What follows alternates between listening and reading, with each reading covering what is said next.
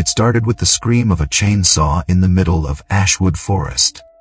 Nora Delgado thought it was just another tree, another day's work until her blade struck metal inside the trunk. What she uncovered wasn't wood at all, but the mummified body of a man who'd vanished nearly 30 years ago, and the truth that had been buried with him. It started with the scream of a chainsaw in the heart of Ashwood Forest. A cold October morning when fog still clung to the pines, and the air smelled of resin and rain. Nora Delgado had been logging long enough to know the rhythm of the woods, the pulse of saws, the steady hum of engines, the crack when timber surrendered to gravity. But that morning felt different, even before she laid eyes on the old ash tree. The men on her crew called it the immortal ash, half in jest, half in fear.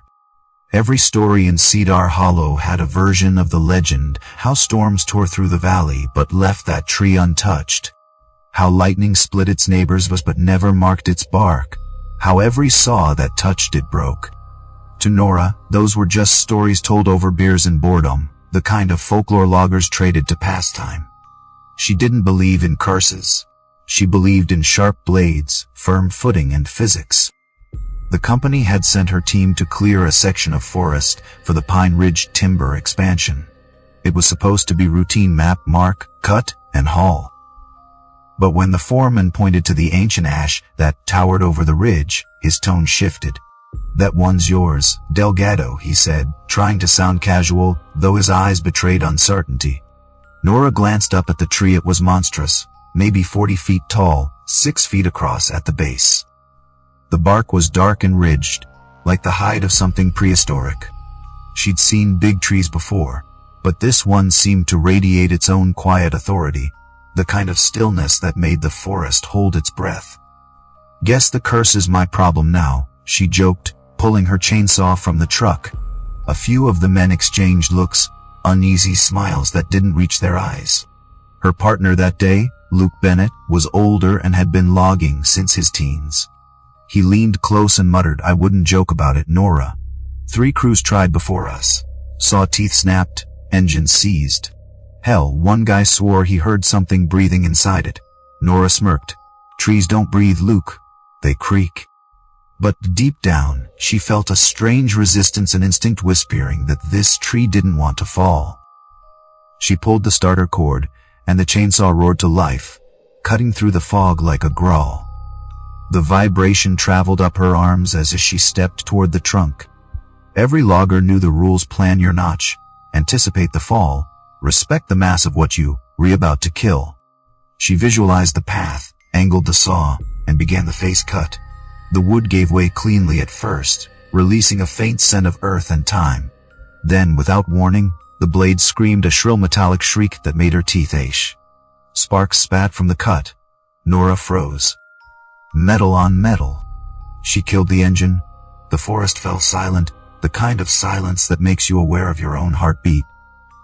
Luke approached cautiously. "Hit a nail?" he asked. "Maybe," Nora said, though her voice didn't sound convinced. Nails rusted, they didn't shriek. She knelt, brushing her gloved hand over the exposed wood. It felt wrong, smooth, cold, almost artificial. She tapped it with her knuckles. It sounded hollow. Luke frowned. "That's not wood."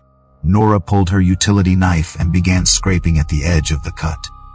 The material crumbled like plaster, gray dust mixing with sap. Beneath it, a darker layer emerged, something fabric, like soft and brittle. She stopped breathing for a second. Fabric didn't belong inside a tree. She stepped back, her hands trembling despite the chill. "Luke," she whispered, "call the boss." "Now?" By the time the foreman, Dale, reached them, the rest of the crew had gathered, keeping their distance like men approaching a grave. Nora pointed to the hollow in the trunk, where a small patch of dark blue cloth peeked through the cut. "There's something inside," she said quietly. Dale leaned in, went pale, then barked orders. "Nobody touches the damn thing, back off. Nora, call 911. She tried to dial, but her fingers wouldn't cooperate. The operator's voice blurred as she stammered about a tree, a body, something hidden in the wood. Within 30 minutes, the clearing was crawling with sheriff's deputies, crime scene tape, and men in white suits with gloves and scanners. Nora sat on a fallen log, watching as they widened the cut, careful and deliberate. When the plaster, like layer, gave way, the hollow opened like a wound. Inside, preserved in a kind of dry tomb, was the body of a man mummified, skin leathery, clothes intact. His jacket, faded but still blue. His jeans stiff with age. His face frozen mid-expression, but peaceful somehow, as if he'd been asleep for decades.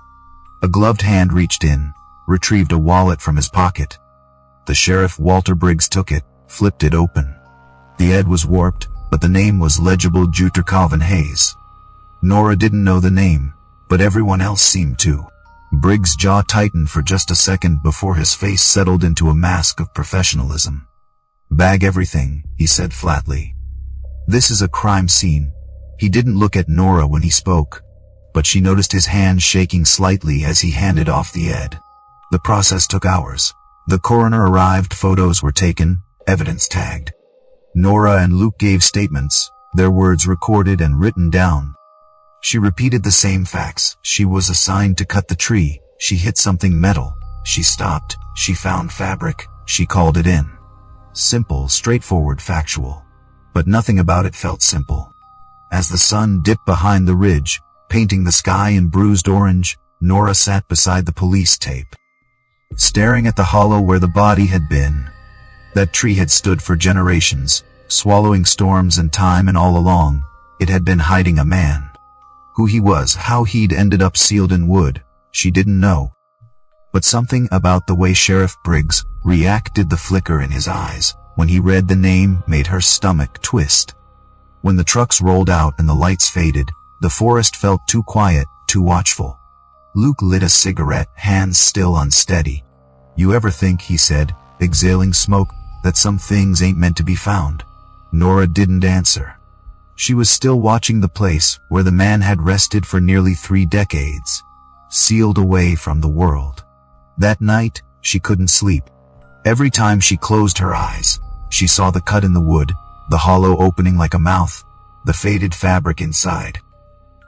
Her hands remembered the tremor of the saw, the moment it hit something that shouldn't have been there. She kept hearing the echo of Briggs' voice, calm but rehearsed, as if he'd practiced that tone before. By morning, news of the discovery had spread across Cedar Hollow. Reporters parked outside the Pine Ridge gates. The company issued a statement calling it a tragic historical finding, and assured the public it would fully cooperate with authorities.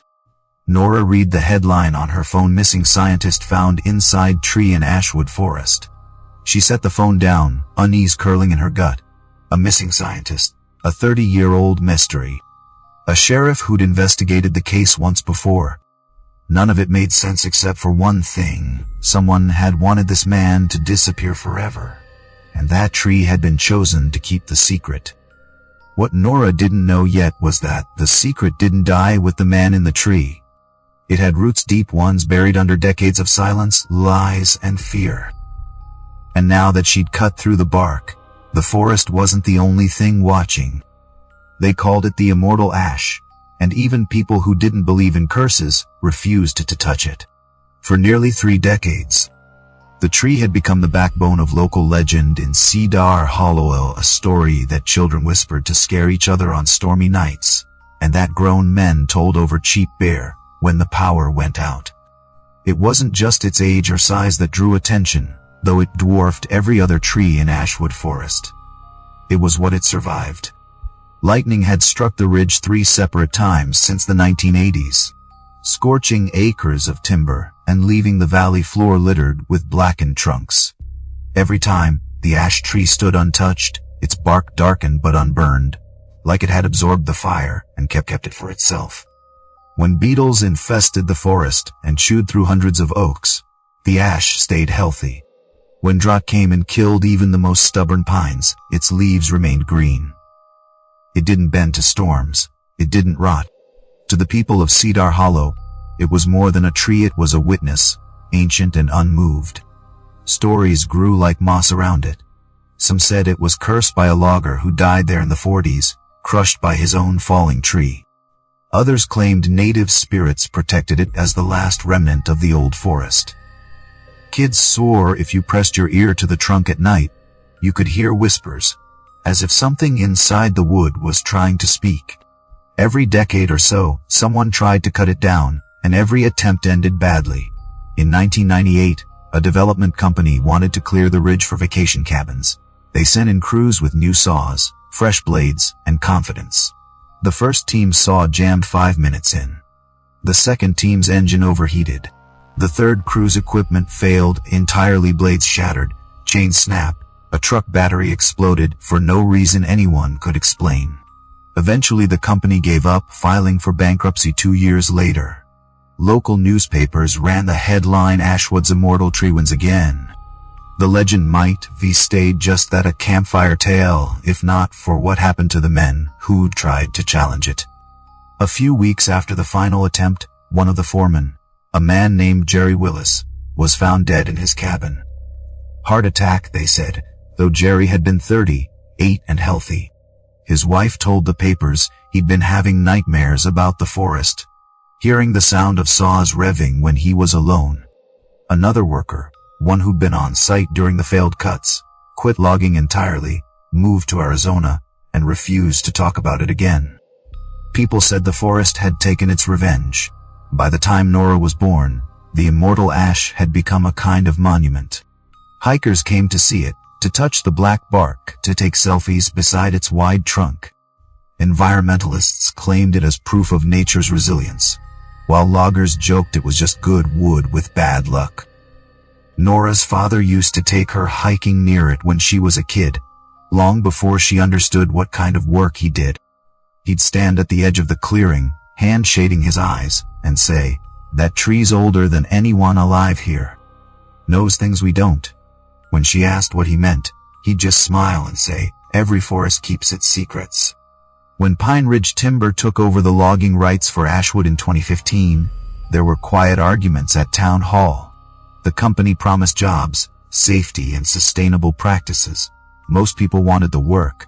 Nobody wanted to talk about the tree. The official paperwork marked it as protected, though everyone knew that meant little once profit was involved. The company worked around it for years, pretending to respect local superstition, until the expansion plan of 2024 left no choice. The immortal ash stood right where the new access road needed to go. The corporate office decided it was time to end the legend. For Nora, the job assignment didn't feel symbolic, it was just another tree on the map, another paycheck. But to the older loggers, it was an omen.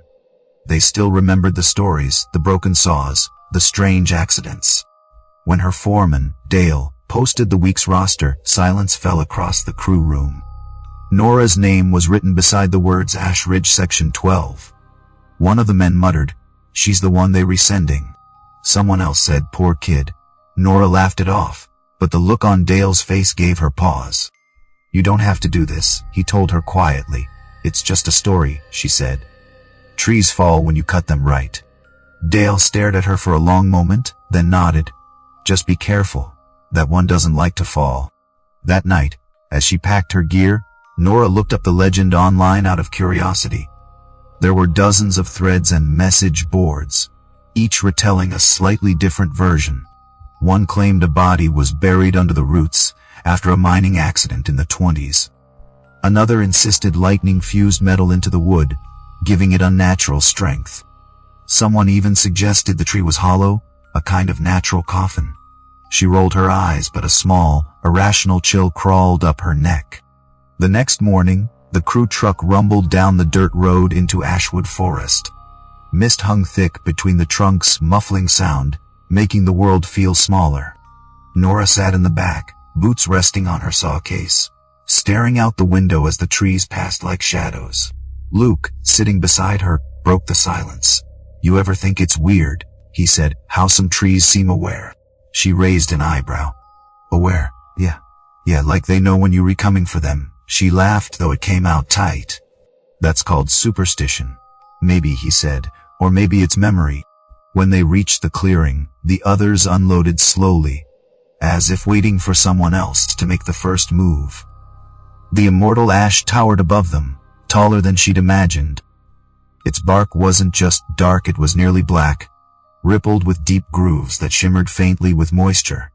Moss clung to its base like a green tide. The ground beneath it was firm, unbroken, as if no root had ever been disturbed. The air felt heavier there, the kind of stillness that comes before a storm. Nora stepped closer, running her glove along the trunk.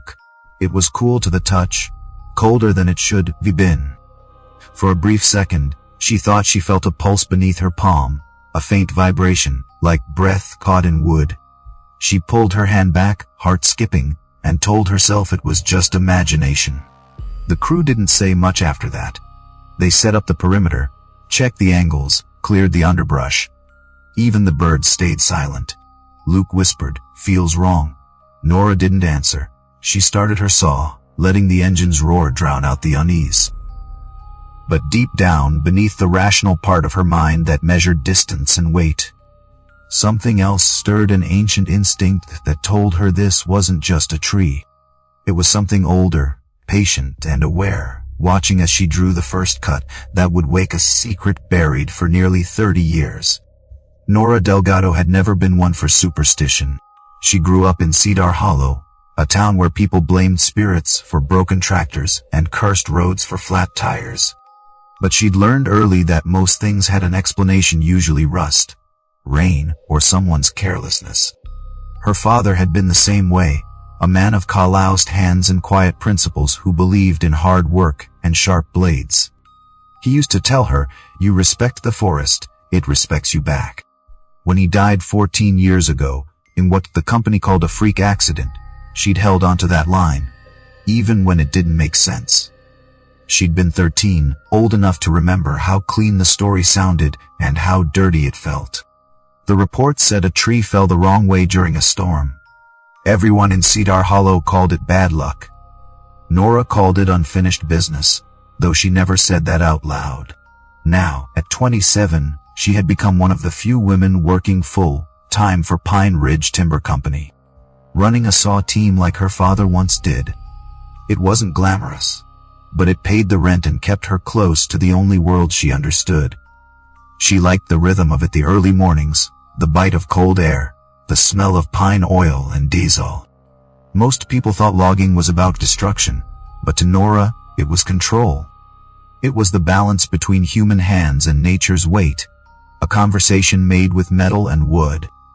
She'd learned to read trees like other people read faces, how the grain tilted, where the rot head, which way it would fall. A good logger didn't fight nature, she negotiated with it. Still, there were moments when the job didn't feel like a negotiation at all.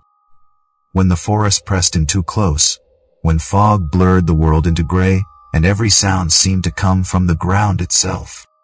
She sometimes thought about her father. His name was Miguel Delgado, though everyone had called him Mike. He'd worked for Pine Ridge for 20 years, never complained, never took sick days. The night before his death, he'd told her mother he was worried about something at the mill, numbers that didn't add up, records he couldn't explain. Then the storm hit, and by morning he was gone. The company sent flowers and a check. The sheriff called it a tragedy. Nora called it coincidence, the kind that felt too heavy to be random. But life went on, and so did she. By the time the new season began, she had earned a reputation as one of the best saw operators on the crew. The men respected her, though some still thought she was lucky more than skilled. She didn't care. She worked harder, faster, smarter, until even the skeptics stopped talking. Her foreman, Dale Harmon, was an old friend of her father's, broad-shouldered, sunburned, and tired of corporate orders. When the company sent down the new assignment sheet, he handed it to her personally, not meeting her eyes. "You were taking Ashridge next week," he said. She scanned the list. Section 12. He nodded. The immortal Ash. The words hung between them. Nora raised an eyebrow. "You re serious?" Dale sighed. "Orders from the top. They want that road cut by winter. I told them it's not worth the trouble, but they're not asking for opinions." She gave a short laugh. "You afraid of a tree?" "No," he said softly. "I'm afraid of what happens around it." The morning they drove out, the air felt thick with mist. The logging road wound upward, the truck's headlights carving tunnels through fog. Nora sat beside Luke Bennett, her closest friend on the crew. Luke had a rough charm, the kind of man who could lift a fallen tree by himself if pride demanded it. He'd been working in Ashwood since he was 17, old enough to remember the last time someone tried to take down the legendary tree. "You know, my uncle was on that job," he said as they bounced over a rut. "Said their chainsaws snapped like twigs. He wouldn't go near this place again. Told me there was something in the wood." Nora smirked. "Yeah, it's called density." "He said it wasn't that," Luke replied. "Said it was like the tree fought back." When they reached the ridge, the sun had just started pushing through the fog. The clearing spread wide, a patch of wet soil surrounded by dense timber. And there it was, the ash tree, rising from the earth like a pillar of night. Nora stepped out of the truck, boots sinking slightly into the mud. Up close, it looked even older, its bark blackened and scarred, its branches sprawling like arms reaching towards something unseen. It felt wrong to call it beautiful, but it was. It carried the weight of centuries. She could almost imagine it breathing. The others hung back, waiting for her to make the first move. She ran a hand over the trunk. The bark was rough, coarse beneath her glove, cold enough to sting. She pressed harder, and for a brief second thought she felt something, faint vibrations, a pulse maybe, but dismissed it. Trees livid. They moved water, air, life through their veins. That was all it was. She turned back to the crew. "Let's get it done," she said. Luke hesitated. "You sure about this?" "It's just a tree," she answered. "No such thing as a cursed one." But as she pulled the cord and the saw roared to life, the forest seemed to hush, as if every living thing around them had turned to listen. She tried to focus on the familiar sound, the growl of the chain, the rhythmic thrum, but there was an undercurrent beneath it, a low hum that she couldn't place. She chalked it up to nerves. She'd faced storms, near misses, collapsing trunks. This was no different. Still, a part of her, small, buried deep under layers of reason, felt that she was crossing a line, disturbing something that had been meant to stay untouched. Her first cut was clean. Wood chips flew, bright against the dark bark. The grain was dense, older than anything she'd worked with before. For a moment, she felt almost proud. She was going to do what 3 generations of loggers couldn't. But then the saw jerked. It hit resistance. A metallic screech sliced through the clearing, sharp enough to make her flinch. Sparks burst from the blade. Nora yanked the throttle back, heart pounding. The saw coughed, sputtered, then went silent. "What the hell was that?" Luke called. Nora stared at the cut, at the strange shimmer in the wood. She touched it, half expecting heat, but it was cool, unnaturally smooth. She knocked on it, hollow. The rest of the crew edged closer, curiosity outweighing fear. "Could be an old fence post inside," someone offered. "Or a lightning rod," said another, but Nora knew better. Trees didn't sound like that. They didn't rang. She took her knife and carefully scraped at the edge of the cut. The outer bark flaked off easily, but beneath it wasn't more wood, it was something gray and crumbly, like cement. Her breath caught. "Dale," she called. The foreman strode over, saw the strange patch, and swore under his breath. "What in God's name is that?" "You tell me," Nora said. She kept scraping until the tip of her knife snagged on something soft. She peeled another layer away. The thing underneath wasn't wood at all, it was cloth. For a second nobody spoke. Then Luke whispered, "Is that fabric?" Nora nodded slowly. Her stomach turned.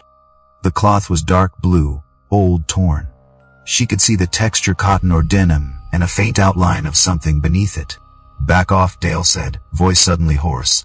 "Everybody back off." He grabbed his radio and called it in. The sound of static filled the clearing, sharp and urgent. "We've got a situation," he said. Possible remains." The word remains hung heavy in the air. As they waited for the sheriff, Nora couldn't take her eyes off the hole she'd made. She'd been trained to see trees as resources, as living materials to be harvested and measured. But this felt like desecration. She'd cut into something sacred, not holy in a religious sense, but ancient and deliberate. She wondered who had touched this tree last, who had decided to hide something or someone inside it. For the first time since she started logging, Nora wished she hadn't pulled the trigger. Because some trees, she realized, didn't fall when you cut them. They only opened their mouths. The sound was wrong from the start. When Nora pulled the trigger on the saw and pressed it into the bark, she expected the familiar vibration, the bite of steel against wood, that deep, steady growl that felt like heartbeat and thunder rolled into one. Instead, it screamed. The pitch was higher, sharper metal against something solid, like the saw had hit a nail buried deep inside. The vibration jolted through her hands, up her arms, until her teeth ached. She let go of the throttle, and the forest fell into an instant, uneasy silence. No birds, no wind, just the faint ticking of the cooling engine. The smell of hot oil and burnt sap hung heavy in the air. Luke was the first to move. He stepped closer, wiping his palms on his jeans, his voice careful. "You hit a spike." It was a reasonable question. Old trees sometimes carried scars from the past, metal spikes from survey markers, nails from fences long drawn. But Nora had hit plenty of those before, and this didn't sound like that. This had a different tone to it. It wasn't just metal on metal, it was hollow, echoing, almost deliberate maybe, she said, crouching near the cut. "But it's deep. I barely nicked the surface." The groove she'd made wasn't wide, but it was clean enough to see layers inside the trunk. The outer bark gave way to pale wood, then something darker, smoother. When she ran her gloved hand over it, the texture changed completely. It wasn't the fibrous roughness of wood. It was cold, like stone. Luke leaned in beside her. "What the hell is that?" "That's what I'm trying to figure out." She pulled her utility knife from her pocket, the one with the dull edge she used for scraping bark. "Don't," Luke warned, but she was already digging at the seam. The wood flaked easily, curling back to reveal something gray and gritty beneath. It crumbled under pressure, the dust clinging to her gloves like ash. The smell shifted to less like pine, more like cement. Nora frowned, scraping more. "This isn't wood," she murmured. "It's some kind of filler." "You re-saying someone patched it?" Luke asked. She didn't answer. She was too focused on the color, the texture. The material wasn't random. It had been molded, pressed in place, maybe years ago. When the layer broke apart, a small cavity appeared behind it, and that's when she saw it, a sliver of dark blue. So faint she thought it was a trick of light. She blinked, leaned closer. No, it wasn't light, it was fabric. Frayed, faded, but undeniably cloth. She froze. For a long moment she couldn't breathe. Fabric meant something human. Someone had stuffed something inside this tree. "Look," she whispered. "Get Dale." Her voice was steady, but her stomach had started to twist. Luke stared at the hole, eyes wide, before sprinting toward the trucks. Nora stayed where she was, crouched by the base of the tree, staring at that tiny patch of color. The forest felt wrong now, too quiet, like it knew what she'd found. Her mind tried to fill in explanations. Maybe a hunter had stored supplies. Maybe a prank. Maybe an animal dragged in clothes, but none of them fit. The tree was sealed tight. Whatever was inside had been there for a long time. She pressed her palm against the bark beside the hole, and felt the faint hum of the chainsaw still echoing through it. The trunk was solid, alive, but the hollow inside gave it a strange duality, living on the outside, dead in the middle. She couldn't shake the thought that the tree had been protecting something. Dale's voice broke through the stillness as he approached. "What's going on?" Nora pointed silently. He crouched down, saw the patch of blue fabric, and the color drained from his face. "Jesus Christ," he whispered. He stood abruptly, turning to the rest of the crew. "Nobody touches the damn thing. Shut everything down." He pulled his radio from his belt, his tone shifting from confusion to command. "Dispatch, this is Ridge Crew Alpha. We've got a situation at Site 12. Possible human remains." The words human remains hit like a hammer. Nora backed away, suddenly aware of the smell rising from the cut, faint, musty, like old paper mixed with rot. It wasn't strong, but it was there, and once she noticed it, she couldn't unsmell it. Dale told her to sit, to stay put, but her legs felt unsteady. She walked a few steps, sat on a fallen log, and tried to breathe. Luke came back, pale and quiet, holding a bottle of water she didn't ask for. "You okay?" he said softly. She nodded, but her throat was too dry for words. It took nearly 30 minutes for the sheriff's department to arrive. By then, the clearing had transformed. Police tape fluttered between trees. Deputies marked off a perimeter while others photographed the trunk. Men in coveralls unpacked tools, cameras, evidence bags. The hum of generators filled the silence that had once belonged to birds. Nora watched them from a distance, trying to process what had happened. She'd come out to do her job, to cut wood, to make a clean fall, and somehow she'd found a grave instead.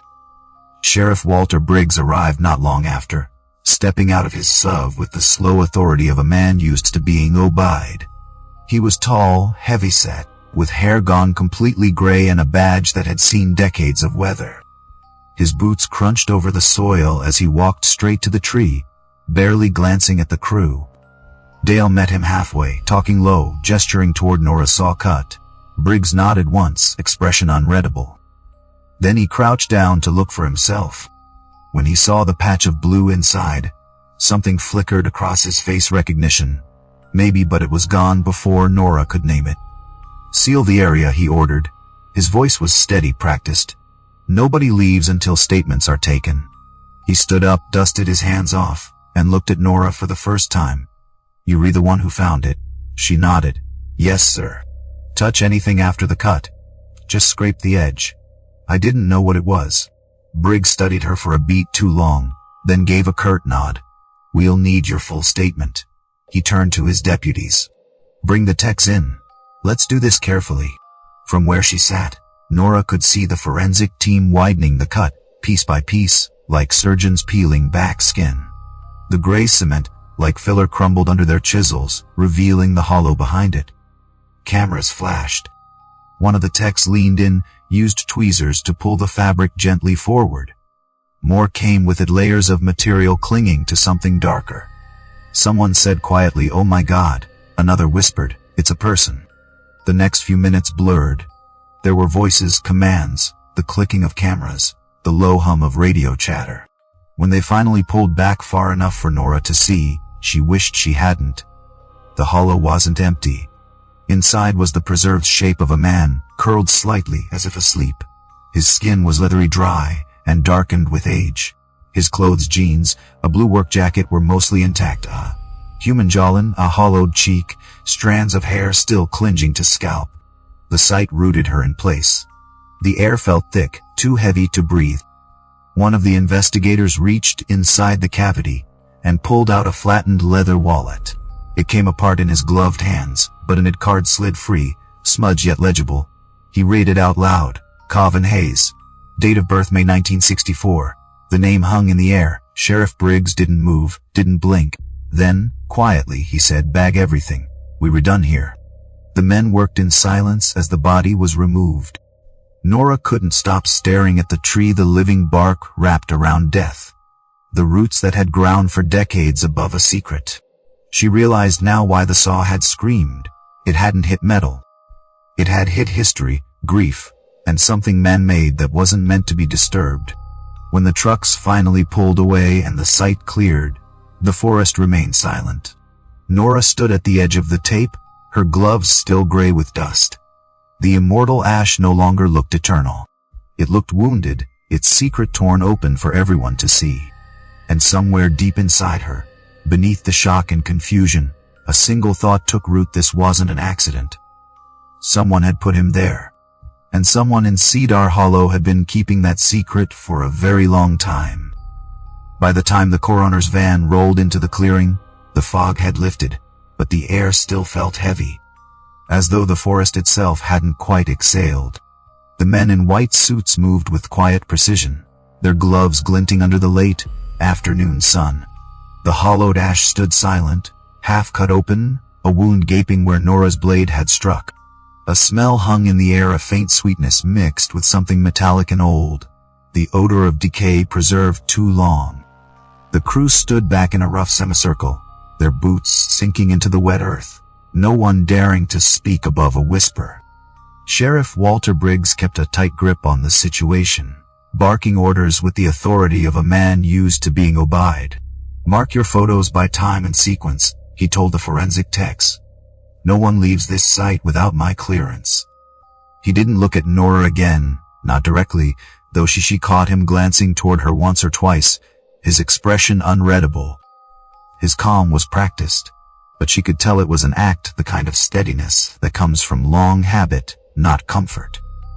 She sat on the tailgate of the truck while the team extracted what was left of the man in the tree.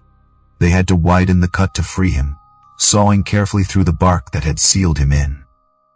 The sound of it made her skin crawl. It was like the tree was screaming. The figure that emerged wasn't skeletal, not exactly. The dry air in the sealed cavity had preserved him in a strange way. The skin was shrunken and brown, drawn tight like old leather. The clothes had faded but were still there, a blue denim jacket, a pair of jeans, heavy boots caked with hardened dirt. One of the techs murmured something about how unusual it was, how perfectly the body had been entombed. Like it was meant to last, he said quietly, unaware Nora could hear him. When they found the wallet, everything stopped for a moment. The coroner passed it to Sheriff Briggs, who flipped it open with careful fingers. The plastic of the driver's license had warped with age, but the name was still visible. Juster Calvin Hayes. The words seemed to vibrate in the air. A deputy said that the scientist who went missing. And Briggs shot him a look that silenced the question immediately. His jaw flexed once, then he cleared his throat and handed the wallet to an evidence tech. "Bag it," he said. "Chain of custody starts here." It was late afternoon when they finally loaded the body into the van. The zip of the bag being closed was a sound Nora knew she'd never forget. The techs moved it gently, almost reverently, as though the man had been waiting too long for someone to find him.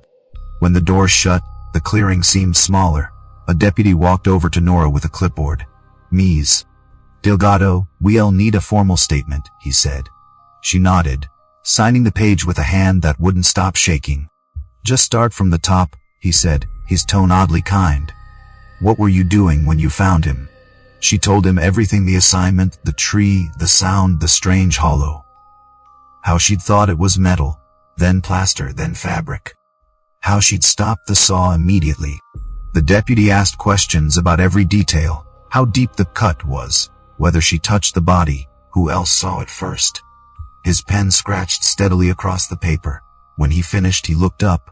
"You've had a hell of a day," he said softly. Nora managed a weak smile. "You could say that." The crew was dismissed soon after. Dale told them to take the next day off, though nobody seemed in the mood to celebrate. Luke offered to drive her home, but she declined. She needed to be alone, to think. The drive back to Cedar Hollow took 40 minutes, though it felt longer. Every mile, she saw the tree again, the hollow, the dark fabric, the stillness of the forest when she cut too deep.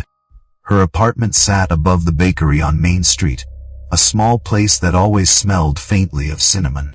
Her sister Anna was home when she walked in, curled up on the couch with textbooks spread around her. "You're early," Anna said, surprised. Then she saw Nora's face. What happened? Nora didn't know how to start. She sat down heavily, her work jacket still streaked with sawdust. "We found something," she said. "In the forest. Inside a tree." Anna frowned. "An animal?" Nora shook her head. "A man?" The word hung there. Anna's mouth opened, then closed. "Oh my God, like dead?" Nora nodded slowly. "Long time." The sheriff said the Ed was from the 90s. Calvin Hayes, ever heard of him? Anna thought for a moment. Mom might have mentioned that name once. Wasn't he the scientist who went missing? There was something about him on the local podcast last year, some old cold case. Nora rubbed her temples. If that's true, then he's been in that tree for almost 30 years. They sat in silence for a long time. The bakery downstairs closed, the hum of traffic faded, and still Nora couldn't shake the image of that hollow. She remembered how easily the saw had slipped through bark until it hit the wall inside, the instant the sound changed. It wasn't just shock that haunted her, it was the precision of it. The cement, like seal, had been poured, shaped, smooth. That wasn't an accident. Someone had taken the time to hide him there. Later that night, she scrolled through her phone, searching Calvin Hayes' Cedar Hollow until her screen filled with grainy news articles from decades ago. One headline read, Environmental scientist missing vehicle found near county line. Another said, local activist presumed to have fled state. The tone was dismissive, clinical.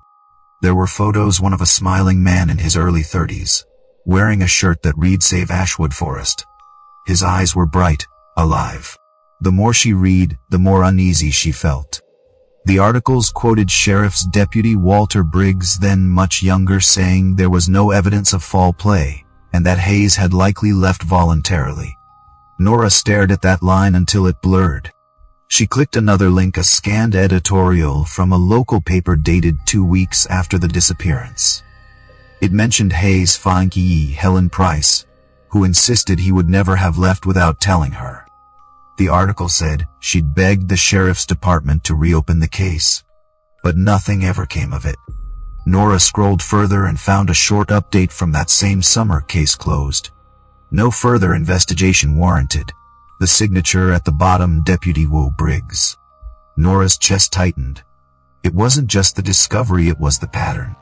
The missing man, the sealed tree, the same sheriff now standing in front of her pretending to be surprised. She closed her phone, heart pounding. Her father had worked for Pine Ridge when Hayes went missing. He would have been in his 30s then. He might have even known him. The thought made her stomach twist. She stood, pacing the small apartment, trying to make sense of the storm in her head. If Hayes had been investigating something, logging violations, corruption, whatever it was, it might explain why someone wanted him gone. Pine Ridge was the biggest employer in the county, and the sheriff's office had always been close with the company. Too close, maybe. The realization was sharp, unsettling. It meant whoever put Hayes in that tree hadn't done it out of panic. It had been methodical, planned, covered up for decades. Anna's voice broke through her thoughts. You rethinking about Dad again, aren't you? Nora froze. What makes you say that? The look on your face.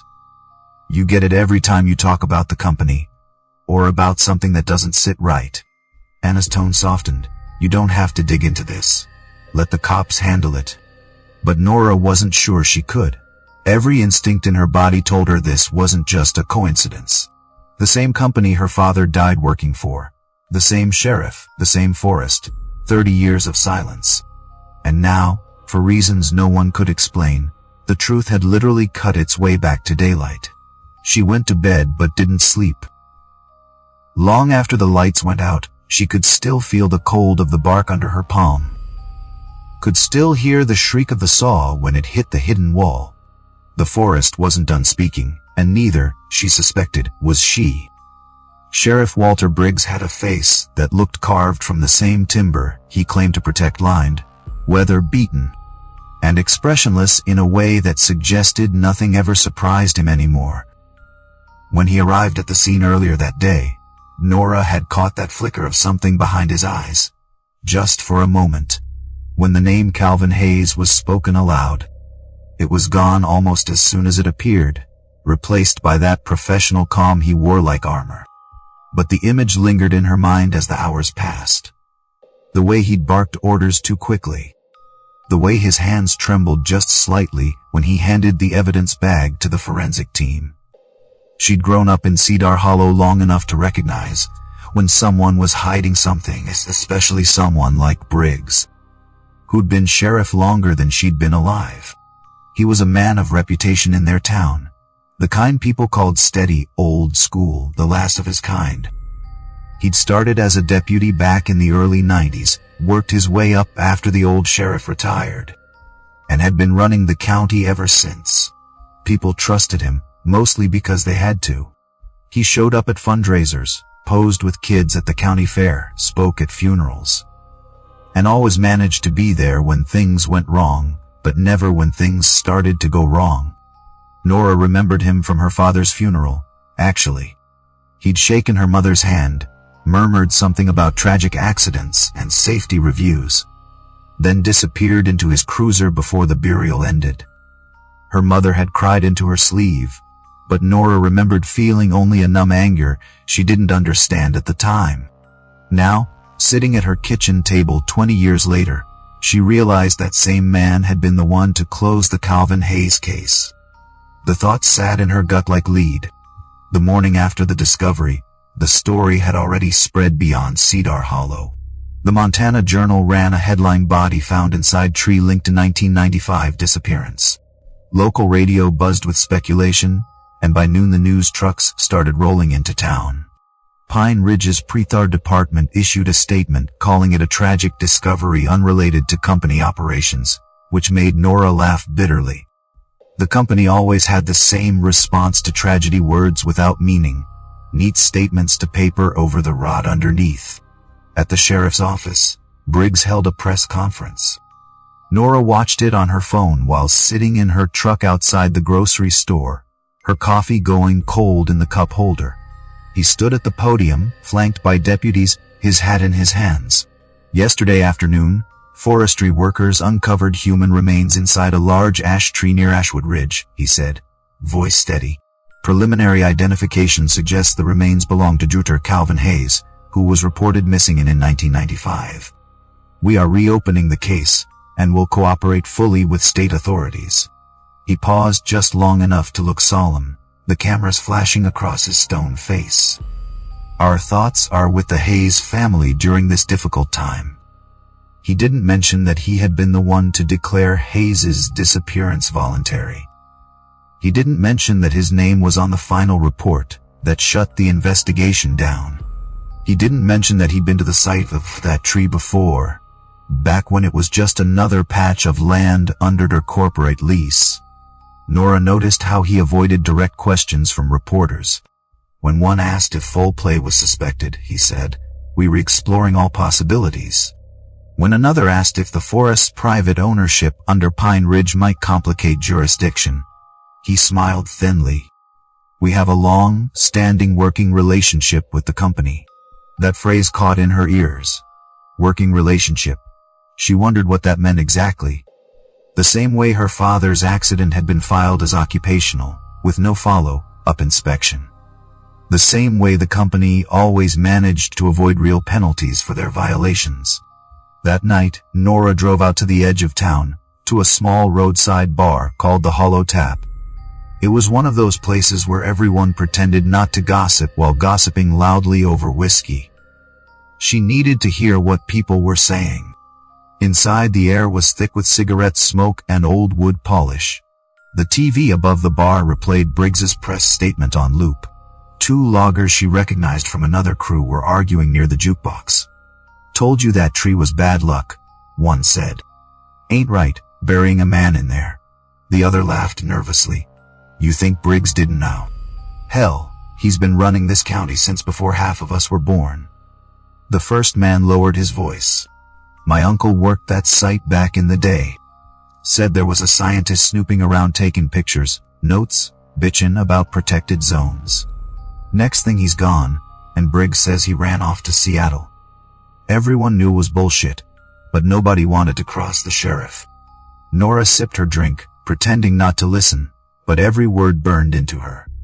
The story was out there, buried under decades of fear and silence, passed around in whispers, that died the second someone official walked in. She thought about going to the state police herself, but she didn't have proof, just instincts and half-memories. And in Cedar Hollow, instincts didn't mean much against power.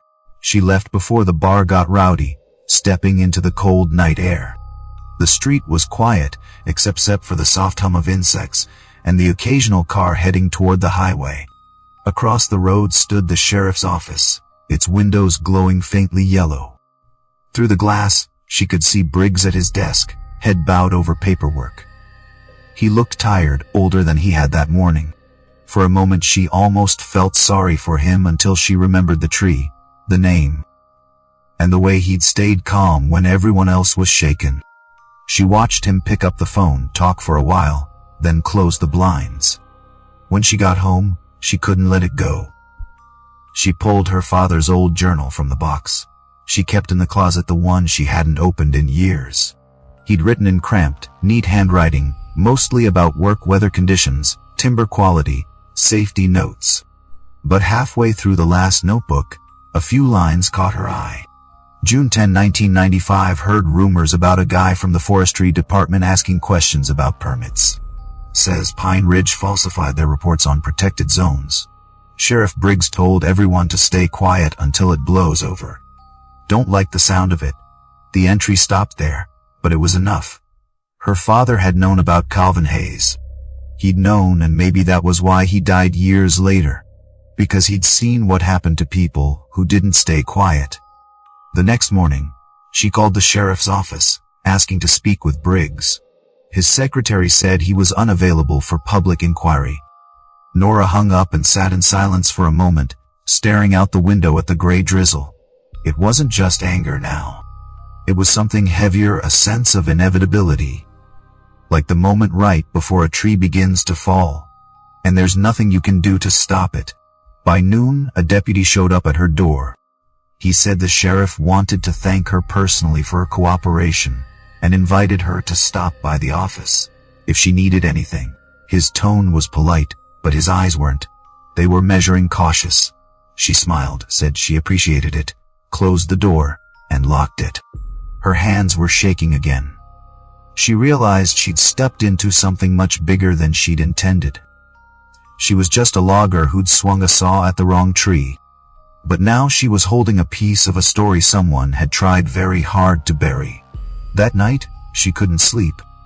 Every sound outside the creak of the building, the whisper of branches against her window, felt like the forest calling her name. When she finally dozed off, she dreamed of the tree, of cutting deeper, of finding not one body but dozens sealed inside. Their faces turned upward, as if waiting for someone to notice. And above them, in the hollowed dark, stood Sheriff Walter Briggs, holding his badge in one hand and a saw in the other, whispering, "You should be left it alone." She woke before dawn, heart pounding, sweat cooling on her neck. The sky outside was pale, washed out. Somewhere out in the forest, the birds were beginning to sing again, as if nothing had changed. But Nora knew better. Something had cracked open in Ashwood, something that couldn't be sealed again. And if the sheriff had built his life on keeping that secret buried, she had just dug the first shovel of truth out of the dirt. The rain had started before sunrise, a soft drizzle that turned the streets of Cedar Hollow into mirrors of gray. Nora woke to the sound of it tapping against her window, a slow, rhythmic whisper that blended with the restless hum in her chest. She hadn't slept much. Every time she closed her eyes, she saw the tree again, the hollow in its trunk, the dark shape inside it, and the face of Sheriff Briggs when he read the name Calvin Hayes. There had been something there, recognition, maybe even guilt, but like everything about that man, it was buried deep, hidden behind decades of polished authority. She made coffee and sat at her kitchen table with her phone, the news still blaring from the night before. Reporters outside the sheriff's office, interviews with locals who barely remembered the original case. Sound bites from Pine Ridge executives insisting they had no connection to the death of Drar Hayes. It was all noise-controlled, sanitized noise. What struck her most was how quickly Sheriff Briggs had reclaimed the narrative. "We were reopening this cold case," he'd said. "We'll pursue justice wherever the evidence leads." He looked like a hero on camera, a man fighting for the truth, when in reality, he was the one who'd locked that truth away nearly 30 years ago. Nora scrolled deeper through online archives, chasing anything with Calvin Hayes' name attached to it. Most of the articles from 1995 were bare-boned and repetitive: missing man, no foul play suspected, case closed. But tucked between them was a name she hadn't noticed before: Helen Price, the Fink, the woman who'd filed the missing persons report. Nora clicked on it. The photo was old, scanned from a newspaper. Helen in her late 20s, holding a picture of Calvin, tears streaking her cheeks. The caption beneath read, "He wouldn't just leave. He loved this place." That line stuck with her. He loved this place. Not the town, not the people, the forest. The same forest where he was found, sealed inside an ancient ash tree. It didn't feel random anymore. Whatever had happened to him, it had started there, in Ashwood, and maybe it had never really ended. She needed to know more, to hear it from someone who'd lived it. A quick search through public listings gave her an address. Helen Price still lived in Cedar Hollow, on the quiet side of town near the river. Nora hesitated before grabbing her jacket and keys. She didn't know what she expected to find: a grieving widow, a woman who'd moved on, or someone who'd spent 3 decades waiting for an answer that never came. But something in her gut told her this wasn't a coincidence. The past had just clawed its way out of the ground, and Helen might hold the shovel. The drive took less than 10 minutes. Cedar Hollow wasn't a big place, of its streets still carried the same names her father had known. The rain had turned heavier by then, streaking her windshield, blurring the neat little houses that lined the river road. She parked in front of a small blue bungalow with a sagging porch and a garden of overgrown roses. The mailbox still bore the name Price. Nora stepped out, boots splashing in a shallow puddle, and climbed the steps. She knocked once. No answer. She tried again. This time the door opened a crack, and a woman appeared, late 50s, maybe early 60s, with gray streaked hair tied back and eyes rimmed red, as if she'd been crying for days. Yes, her voice was cautious but not unkind. "Miss Price," Nora said. "My name's Nora Delgado." She hesitated, unsure how to say it. "I was part of the crew that found Calvin." The woman's hand flew to her mouth. For a moment she didn't move, just stood there, trembling slightly. Then she opened the door wider. "You found him," she whispered. "After all these years?" Nora nodded. Helen stepped aside. "Come in, please." The house felt like time had stopped somewhere around 1995. Faded photos lined the mantel, a younger Helen with a man whose smile was bright and certain. A snapshot of a camping trip, 2 people holding hands near a tent, sunlight streaming through the trees behind them. The same trees, Nora realized, Ashwood. The air smelled faintly of tea and old paper. Helen poured them both cups and sat at the table, her hands wrapped around the mug, as if to keep them from shaking. "Everyone told me he ran away," she said finally. "That he'd had enough of small-town politics, that he left me, left his work. But I knew, I always knew." Nora listened quietly. "He worked for the forestry department, right?" Helen nodded. "And he was good at it. Smart, stubborn, too honest for his own good. When Pine Ridge started expanding into protected areas, Calvin was the only one who pushed back. He collected data, wrote reports, tried to get the state involved. But they ignored him. He told me once, 'You can't fight money with science.'" She smiled faintly, a memory flickering across her face. "But he tried anyway." "What was he working on before he disappeared?" Nora asked. Helen stood, walked to a small bookshelf, and returned with a worn cardboard box. "His notes," she said, setting it down gently. "Field journals, samples, letters. I kept them all. The sheriff never asked for any of it. Not once. They didn't even look." Nora pulled one of the notebooks from the box. The pages were full of tight, careful handwriting, dates, coordinates, diagrams of trees and soil patterns. Between the notes, photos were tucked into the pages, clear cut areas marked as protected. Maps showing the expansion of logging zones into illegal territory. "He was building a case," Nora said softly. Helen nodded. "He said he had proof. He'd found something in the company records: payments, falsified permits, bribes to county officials. He told me he was meeting someone from inside Pine Ridge who wanted to help him expose it.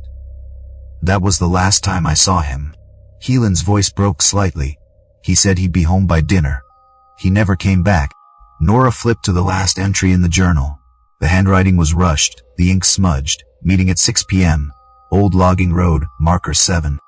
Source claims to have original environmental reports. If something happens, tell Helen the forest is worth the fight." Nora's stomach tightened. "Did you tell the sheriff about this?" "I did," Helen said. "He took one look at the journals and said they were personal materials. He said Calvin had a history of obsession, that he probably staged his own disappearance. A week later, they closed the case. Deputy Briggs told me to move on." The name made Nora's pulse quicken. "Walter Briggs." "Yes, he wasn't sheriff then, but he was in charge of the investigation. He even came to the house once, after they found Calvin's car near the state border.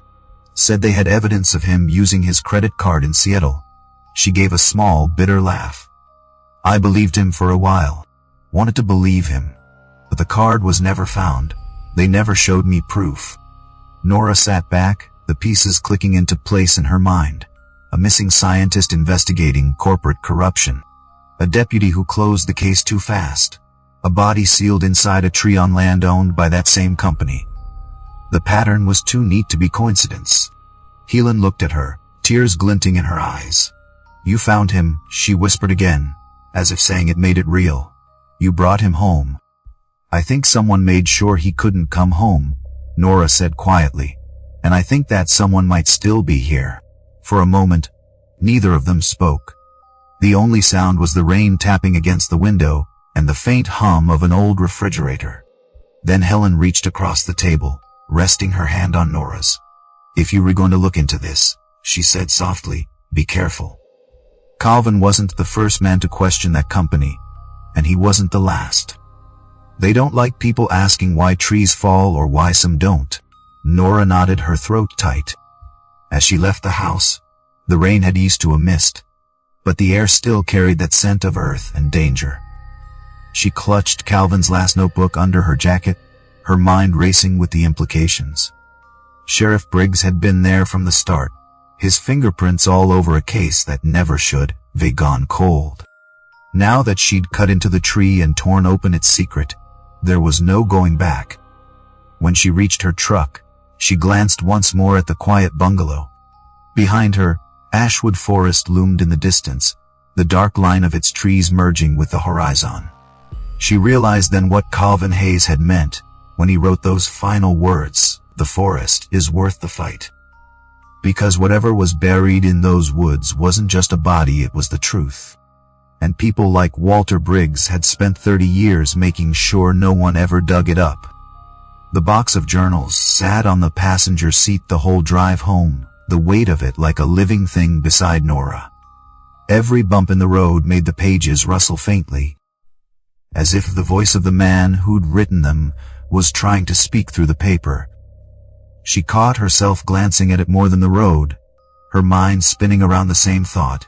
If these journals were real, if Calvin Hayes had truly uncovered what he said he did, then everything the town believed about Pine Ridge and the people who ran it was a lie built on blood and sawdust. The rain had stopped by the time she pulled into her driveway, but the sky still looked bruised and unsettled.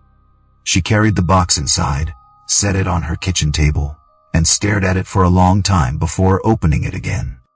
The first notebook was dated January 1993, neat handwriting filling the pages with observations about tree density, soil composition, and wildlife migration. It read like any scientist's field notes until about halfway through, when the tone shifted. The lines became more urgent, the handwriting faster. Noticed irregular cutting near protected boundary. Company reports no activity here, but clear evidence of felling. Another entry photographed stumps of old-growth ash and cedar. Jess logged. Need to cross, check with state permits. As she turned the pages, the story began to unfold in fragments, a man fighting a battle no one else wanted to fight. By mid-1993, Calvin's notes grew darker. Environmental impact report: Pine Ridge claims 0 endangered species in the area. False. Located 3 active spotted owl nests within 100 yards of logging site. Evidence of cover-up. A few pages later, filed formal complaint. Department dismissed it. Insufficient evidence. Meeting with state rep canceled at last minute. Feels deliberate. Nora could almost hear his frustration bleeding through the ink. She flipped to another entry, one that made her pause. August 1993 discovered payments from Pine Ridge to consulting firm Cedar Management Lalks. Owner County Commissioner Thomas Naylor. Conflict of interest, potential bribery. Nora leaned back, rubbing her temples. The company had been greasing officials for years. It wasn't new. Not really, but the scale of what Calvin described was staggering.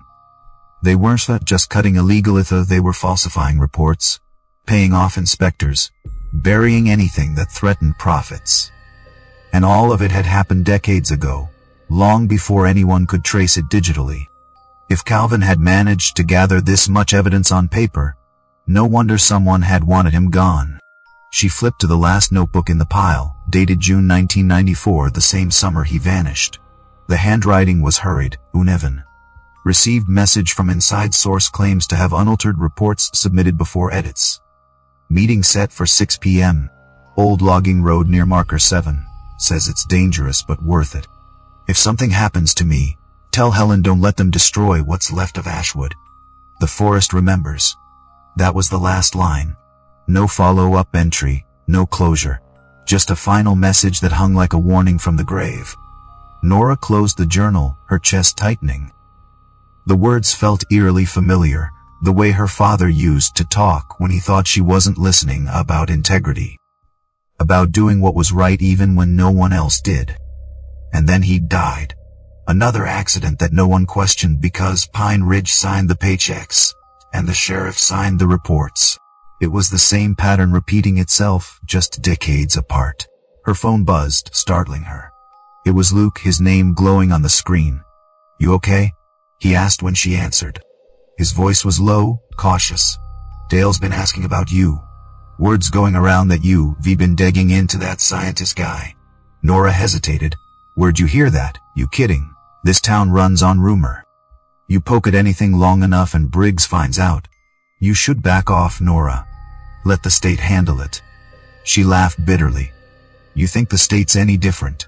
You think they'll care about one dead man and a forest nobody wants to protect?" "I think you replaying with fire," he said.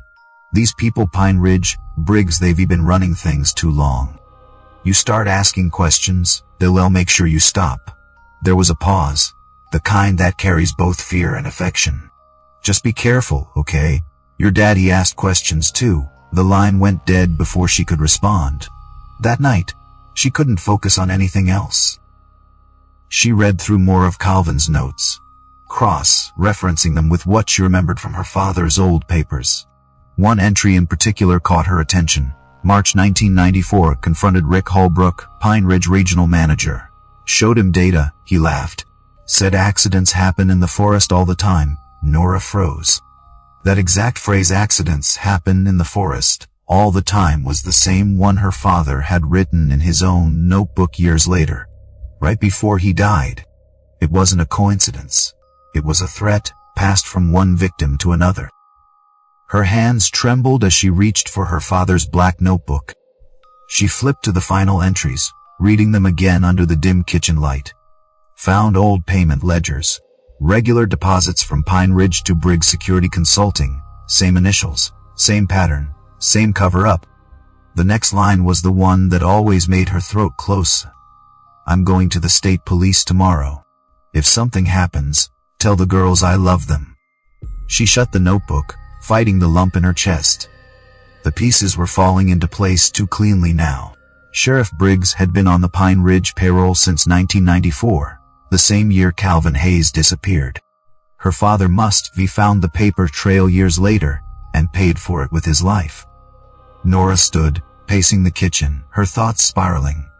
There was only one way to confirm it: find the records herself. If those payments still existed, they'd be buried somewhere public, hiding in plain sight. Maybe under company filings or property deeds. Briggs couldn't erase everything. He was powerful, but not omnipotent. She decided then that she wouldn't just sit and wait for justice that never came. Before she could plan her next move, a car slowed outside her window. Headlights swept across her living room wall, lingering longer than they should have. Her heart stuttered. She moved quietly to the blinds, pulling them back just enough to see. A dark sedan sat idling at the curb. She couldn't see the driver's face, just the faint glow of a cigarette ember. After a few seconds, the car rolled away. Her pulse thundered in her ears. Maybe it was coincidence. Maybe it wasn't. Either way, she understood something with brutal clarity. She wasn't imagining this. Someone was watching. Someone who didn't want the truth dragged into daylight. Nora packed the journals into a duffel bag and locked them in the trunk of her truck. She didn't know where this would lead, whether she'd be able to prove anything, whether she'd end up like her father or Calvin, but one thing was certain: the silence inside her hollow had lasted too long. The men who built their lives on fear and profit thought they could bury the truth inside a tree. But trees don't forget. They grow around what they reforce to hide. And now that she'd cut into one, the whole forest was beginning to remember. The next morning, the sky over Cedar Hollow hung low and colorless, the kind of sky that made the whole world look washed out and tired. Nora sat in her truck in the grocery store parking lot, the journals beside her on the seat, her fingers tracing the edge of Calvin's last notebook like it was a lifeline. She'd spent half the night rereading the entries, connecting dates, names, payments, and realizing something that made her stomach twist. The corruption Calvin had been documenting wasn't a secret hidden deep in the forest. It was right here, woven through the town itself. Pine Ridge Timber had its claws in every corner of Cedar Hollow: jobs, schools, local campaigns, and most importantly, law enforcement. She thought of her father again, of how he'd looked the week before he died, worn out, distracted. A man carrying something too heavy to speak about. Back then, she'd thought it was just exhaustion from long shifts. But now she saw it differently. He'd known too much. He'd seen what happened to people who tried to speak up. The thought hardened into something colder than fear. She couldn't keep pretending she was just a bystander anymore. The forest had opened its mouth, and she was the one who'd forced it to. By mid-morning, she drove to the county records office, a squat beige building that smelled of mildew and printer ink. The clerk behind the counter was a thin woman with a polite smile that didn't reach her eyes. "Can I help you?" she asked. Nora flashed the best fake smile she could manage. "I'm doing some research for a project: historical records, property deeds, financial disclosures for Pine Ridge Timber. Going back a few decades." The woman raised an eyebrow. "That's a lot of paperwork." Nora shrugged. "I've got time." An hour later, Nora was buried in boxes of old ledgers and filings. She flipped through receipts, land grants, and invoices until the numbers started to blur together. Most of it was normal maintenance budgets, payroll, equipment costs, but every now and then, something caught her attention. Payments to small companies with familiar names as Briggs Security Consulting, Cedar Management, Lelks, North River Operations. The same shell companies Calvin had mentioned, and the dates 1994, 1995, 1996 lined up perfectly with his journals. Her pulse quickened. She snapped photos of each page with her phone, trying not to think about what would happen if someone caught her doing it. At one point, she felt a presence behind her and nearly dropped her phone. It was Sheriff Briggs himself. "Afternoon, Ms. Delgado," he said, voice smooth as honey but with a nudge beneath it. "Doing a little light reading." Nora forced herself to smile. "Just brushing up on local history." Briggs chuckled softly, the sound like gravel. "That's good. Folks forget how deep these roots go. But sometimes it's best to leave the past where it belongs, don't you think?" He rested a hand on the table, his wedding ring catching the light. She could see the veins in his wrist, the faint tremor in his fingers.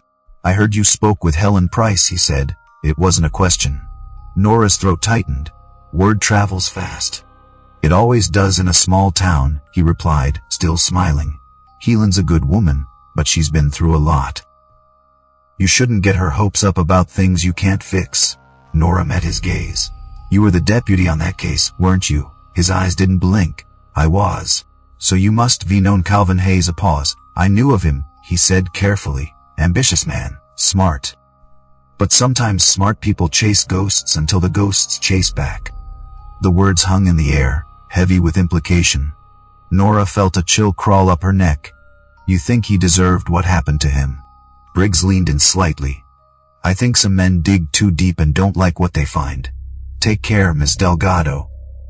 You work dangerous equipment. Wouldn't want another accident out there in the woods." He smiled again, slow, practiced, and walked away, his boots echoing down the hall. Nora sat frozen long after he left, the sound of her heartbeat loud in her ears. It wasn't even a threat disguised as kindness. It was just a statement, a reminder that he still controlled this town. When she finally stood, her legs felt unsteady. She gathered her notes and walked straight out the door into the cold air. She didn't go home. Instead, she drove to the diner on Main Street, the one her father used to take her to after long shifts.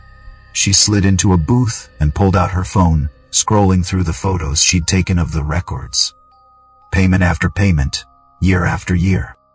Each one labeled as consulting or security, each one deposited directly into companies that didn't exist beyond a name. It was the same pattern, always looping back to Briggs. The sheriff wasn't just complicit, he was profiting. And Calvin had discovered it right before he disappeared. A shadow fell across her table. Luke stood there, rain dripping from his jacket. "You shouldn't be sitting by the window," he said, his tone half joking, half worried. "You restarting to look like bait." He slid into the seat opposite her. "You talked to Briggs, didn't you?" She nodded. "He knows I've been digging." "Of course he does," Luke said. "He's been 2 steps ahead of everyone since before you were born." Nora pushed her phone across the table. "Look at this. Payments from Pine Ridge to his company for nearly 30 years. It's all right there." Luke frowned, scrolling through the images. "Jesus," he muttered. "You realize what this means?" "Yeah," she said. "It means he's been taking money to keep things quiet, accidents, disappearances, illegal cutting. All of it." Luke looked up at her, his voice low. "Then you can't stay here. You think Briggs is gonna let you walk around with this on your phone?" She wanted to argue, to say she wasn't afraid, but the truth was she was. The way he'd looked at her in the records office wasn't the look of a man caught off guard. It was the look of someone deciding how to deal with a problem. And she was the problem now. Luke leaned back, glancing toward the door. "I've heard things," he said. "Old-timers talk. They say Briggs was out at Ashwood the night Calvin disappeared. There was a company truck parked near Marker 7, the same spot from those journals of his. Nobody ever reported it because Pine Ridge owned the land. No jurisdiction. And the next day, Bragg shows up with a full report and no evidence." Nora's hands tightened around her coffee cup. "You think he was there when Calvin died?" Luke shook his head. "I think he helped make sure nobody ever found him." They sat in silence for a while, the sound of rain hitting the diner's tin roof, filling the space between them. Finally Nora said, "If we can prove it, if I can find the original payment records, this won't just be rumor anymore." Luke sighed. "And where are you gonna find that?" "You think Pine Ridge keeps 30 years of hush money receipts lying around?" She stared out the window, watching the rain streak down the glass. "If they do, I'll find them." That night, she couldn't stop thinking about the tree. About how it had stood there for nearly 3 decades, carrying a secret in its heart, while everyone else pretended not to see. Maybe that's what the forest did, it absorbed the lies until someone finally cut deep enough to expose them. She didn't believe in curses, not really, but she was beginning to believe in patterns. She took the journals from the duffel bag, spread them out across her table, and began to photograph every page. She created backups on her computer, uploaded them to an encrypted drive. If anything happened to her, the truth wouldn't die with her. Outside, thunder rumbled somewhere beyond the hills, echoing through the valley. Nora looked toward the dark outline of the forest beyond her window. The trees swayed in the wind like restless witnesses, and for the first time, she understood what Calvin had written all those years ago. The forest remembers, and now so did she. The storm that night came down like a warning, a low rolling thunder that made the windows rattle in their frames. Nora sat at her kitchen table with both her father's and Calvin Hayes's journals spread open and in front of her, the pages lit by the weak glow of a desk lamp. Her coffee had gone cold hours ago. The more she read, the less she could breathe. The 2 men, one a scientist, one a logger, had written decades apart, but their words fit together like puzzle pieces carved from the same grief. Each of them had seen the same pattern of corruption, the same circle of names, and the same ghost of Sheriff Walter Briggs hovering around every disappearance, every silence. The one thing they shared beyond truth was tragedy. Her father's last notebook was small, leather-bound, and smudged with dirt, as if it had lived too long in someone's jacket pocket.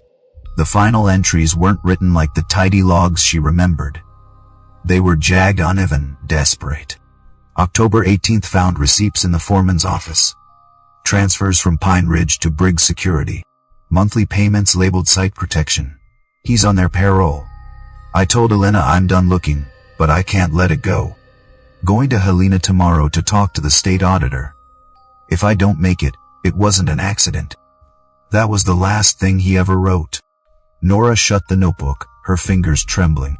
The official report of his death had said a dead branch snapped during a windstorm, crushed him instantly. No witnesses, no investigation. Pine Ridge had sent flowers and half a paycheck to help the family. Briggs had come by in uniform, somber, shaking her mother's hand, assuring her that the department had done all it could. She remembered watching him that day, his perfect sympathy, his calm voice, and realizing, even as a teenager, that he didn't mean a single word. Now, nearly 15 years later, the truth stared her in the face. Her father hadn't just died in the forest, he'd been silenced there. He'd stepped too close to the truth, just like Calvin Hayes. And the man who should have protected him had made sure that truth was buried deeper than roots. The storm outside grew louder, wind whistling against the eaves. Somewhere in the distance, a power line snapped, plunging half the neighborhood into darkness. Nora sat frozen in the dim light of her lamp, her heartbeat loud in her ears. Then, from the corner of her apartment, came a small sound, a soft creak, the kind of noise a floorboard makes under weight. She turned sharply. Nothing. The shadows stretched long, twitching with each flash of lightning. She told herself it was the building settling. She told herself a lot of things lately. When morning finally came, Cedar Hollow looked scrubbed clean by the rain. But it was the kind of clean that hides rot underneath. Nora drove out to her mother's house on the edge of town. Elena Delgado had aged fast after her husband's death, her hands still calloused from decades of laundry and worry. She opened the door, surprised to see her daughter unannounced. "You look like you haven't slept," she said, ushering Nora inside. "I found Dad's old journals," Nora said quietly. Her mother froze mid-step. "You shouldn't be reading those." "I think he was killed," Nora continued, her voice barely above a whisper. "Not by an accident, by Briggs. By Pine Ridge." Elena's face went pale. "Nora, stop. You don't know what you were saying." "I do," Nora insisted, setting the notebook on the table between them. "He found proof. Payments from the company to Briggs. He wrote that he was going to turn it in. The next day, he's dead. Doesn't that sound familiar? Calvin Hayes tried to do the same thing in '95.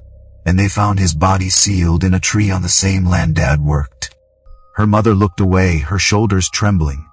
"You think you were the first person to notice," she said finally, her voice cracking. "Your father knew." "I knew. But knowing and proving are two different things. The people you were talking about don't lose. They don't forgive, they don't forget. So I'm supposed to do what?" Nora demanded. "Stay quiet like everyone else. Pretend the forest didn't eat him." Elena's eyes filled with tears. "I'm supposed to keep you alive," she said. "That's all I have left to do." Nora wanted to argue, but the look on her mother's face stopped her. It wasn't fear for herself, it was the kind of fear that came from experience.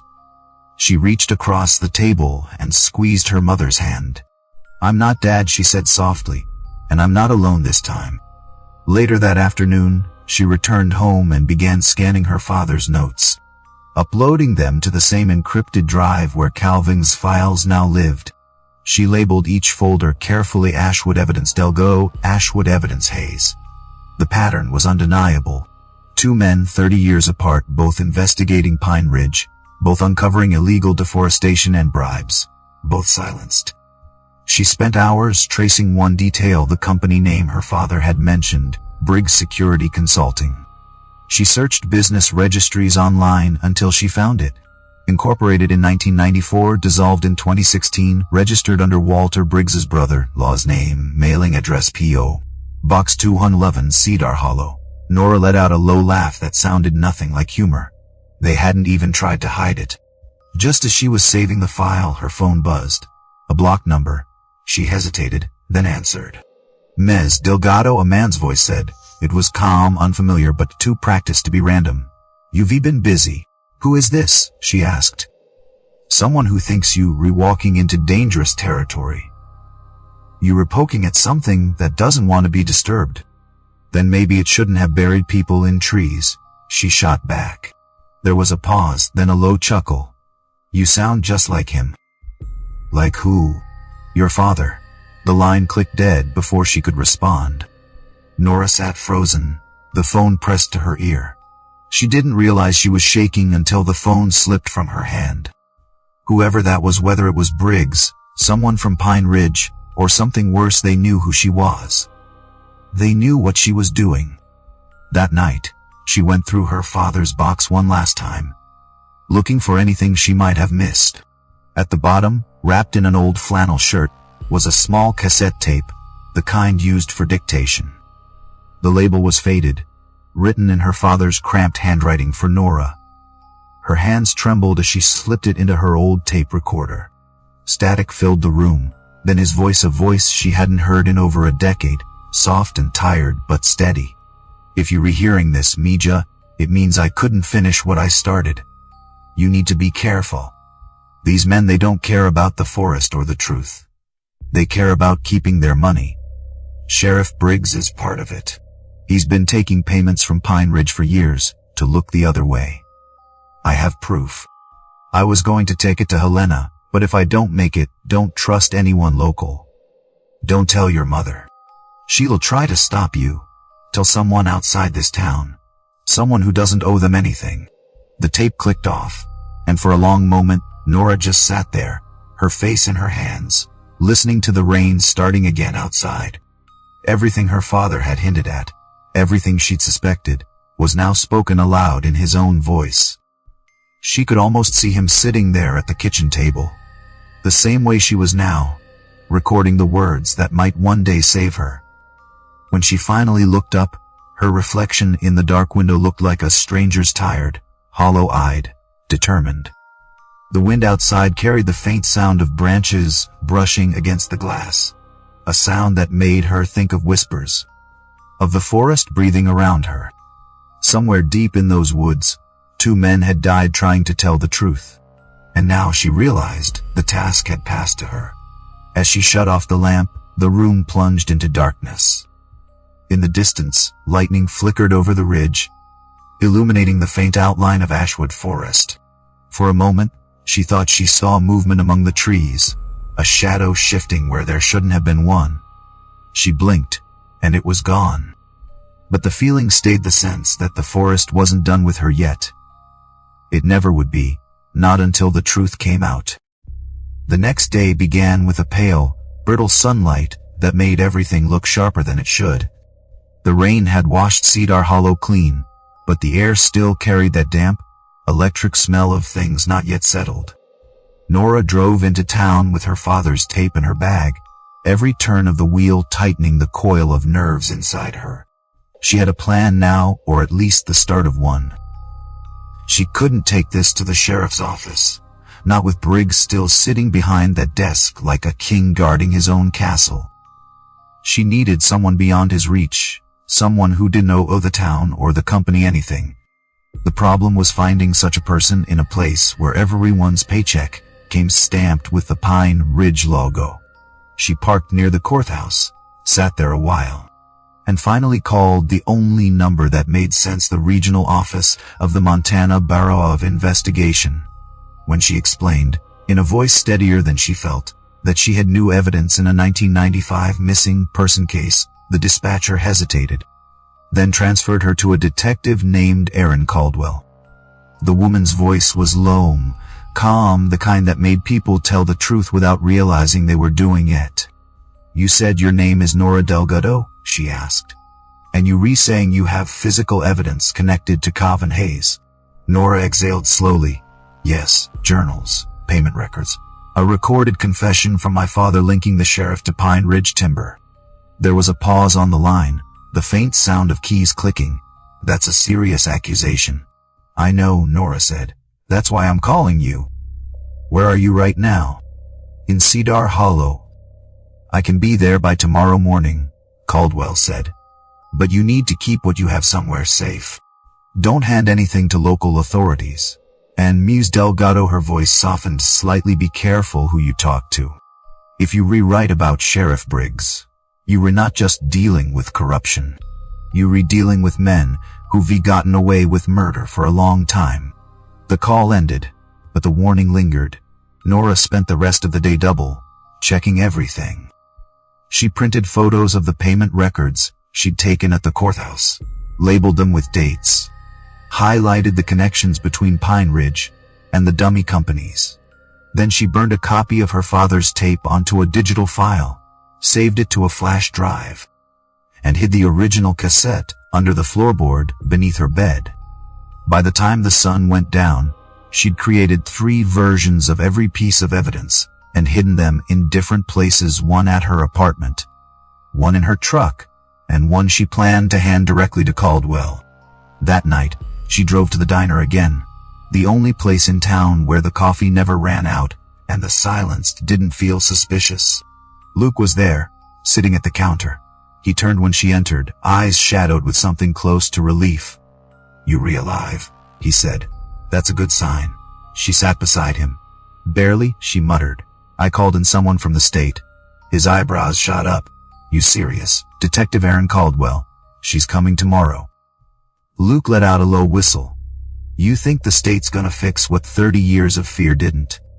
"I think they don't owe Briggs anything," Nora said. "That's enough for me." He studied her for a long moment, then nodded. "Then I've got something you should see." He reached into his jacket and slid an envelope across the counter. Inside were printed emails, old and faded. "Found these in the company archives before they changed systems last year. Look at the sender." Nora scanned the header. R. Holbrook Pine Ridge Edinburgh, com, the CO himself. The email dated 2010 read, "Per our agreement, continue monthly transfers to Briggs Security until Talcott concludes. Discretion essential." Another one, dated 2012, Sheriff's Office requesting increase for community liaison services. Approve additional 20K. Nora felt her pulse quicken. "You've had these this whole time." "I wasn't sure they meant anything until now," Luke said. "But you put it together with what you found. It's enough to bury him. Or enough to get us both killed," Nora said quietly. They left the diner together after closing, the town's neon signs flickering against the wet asphalt. The wind had picked up again, carrying that restless whisper from the forest that always seemed to find her. As they walked to their trucks, Nora's phone buzzed. A new message, "No sender Ed. Stop digging or you'll end up like him." Attached was a photo her father, younger, smiling in his work uniform. The timestamp in the corner read June 1995. Nora's stomach turned to ice. Luke saw her face and grabbed the phone. His jaw tightened. "They were watching you." "Not just me," she said. "They know we're both involved now." "Then you need to leave town tonight. Meet that detective somewhere outside Cedar Hollow." "I can't," she said. "If Briggs realizes I'm gone, he'll start cleaning house. I have to stay until Caldwell gets here." "Then you're not staying alone," Luke said firmly. Back at her apartment, they locked the doors, pulled the blinds, and stayed up through the night. Nora showed him the journals, the tape, the photos. Each piece felt heavier as she explained it, like she was laying bricks for her own coffin. Luke didn't speak much, he just listened, occasionally glancing toward the window whenever headlights passed. Sometime around 3 a.m., she dozed off on the couch, her head resting against her shoulder, the sound of the wind outside blending with her shallow breathing. Luke kept watch, his hand never far from the hunting knife clipped to his belt. At dawn, a knock rattled the door. Nora jolted upright, heart pounding. Luke stood instantly, motioning her back. "Stay behind me," he whispered. Another knock louder, then a voice of Ms. Delgado. "Detective Caldwell." Nora exhaled shakily, unlocking the door. A woman stood outside in a dark trench coat, hair tied back, a stated clip to her lapel. Her eyes were sharp but kind. "You weren't exaggerating," she said, glancing past Nora at the scattered documents. "You've been busy." They sat at the kitchen table as Nora led everything out: the journals, the copies of payment records, the emails, even her father's recording. Caldwell listened without interrupting, taking notes in a small leather book. When the tape finished, she sat back, expression unreadable. "I'll be honest," she said finally. "What you have here isn't just evidence of corruption. It's evidence of conspiracy and homicide.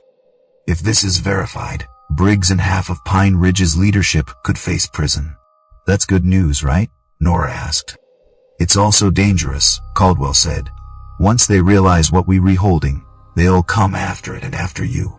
I'll need to get this to the state lab, but we'll move quietly. No leaks, no press, not until we were ready. Nora nodded, but something in her chest twisted. She'd thought she'd feel relief. Instead, she felt dread. The forest outside the window swayed in the early morning wind, the trees moving like slow breath. For the first time, she felt like they were watching her, not in malice, but in warning. Caldwell packed the evidence carefully into sealed bags. You did the right thing coming to me, she said. But this isn't over. The second Briggs realizes I'm here, he'll try to contain it. I want you out of town for a few days. I'll call you when it's safe. Nora hesitated. And if I don't hear from you? Caldwell met her eyes. Then you go to the press, every file, every note. Let the world see what they buried. After she left, Nora stood at the window watching the detective's car disappear down the street. The sun broke through the clouds just enough to cast long shadows across the floor. For the first time in days, she allowed herself to believe that maybe, just maybe, the truth would finally break through. But deep down, a small voice whispered that the people who'd killed 2 men to protect their secrets wouldn't stop now. The forest remembered, yes, but so did the guilty. And sometimes the ones who remember are the most dangerous of all.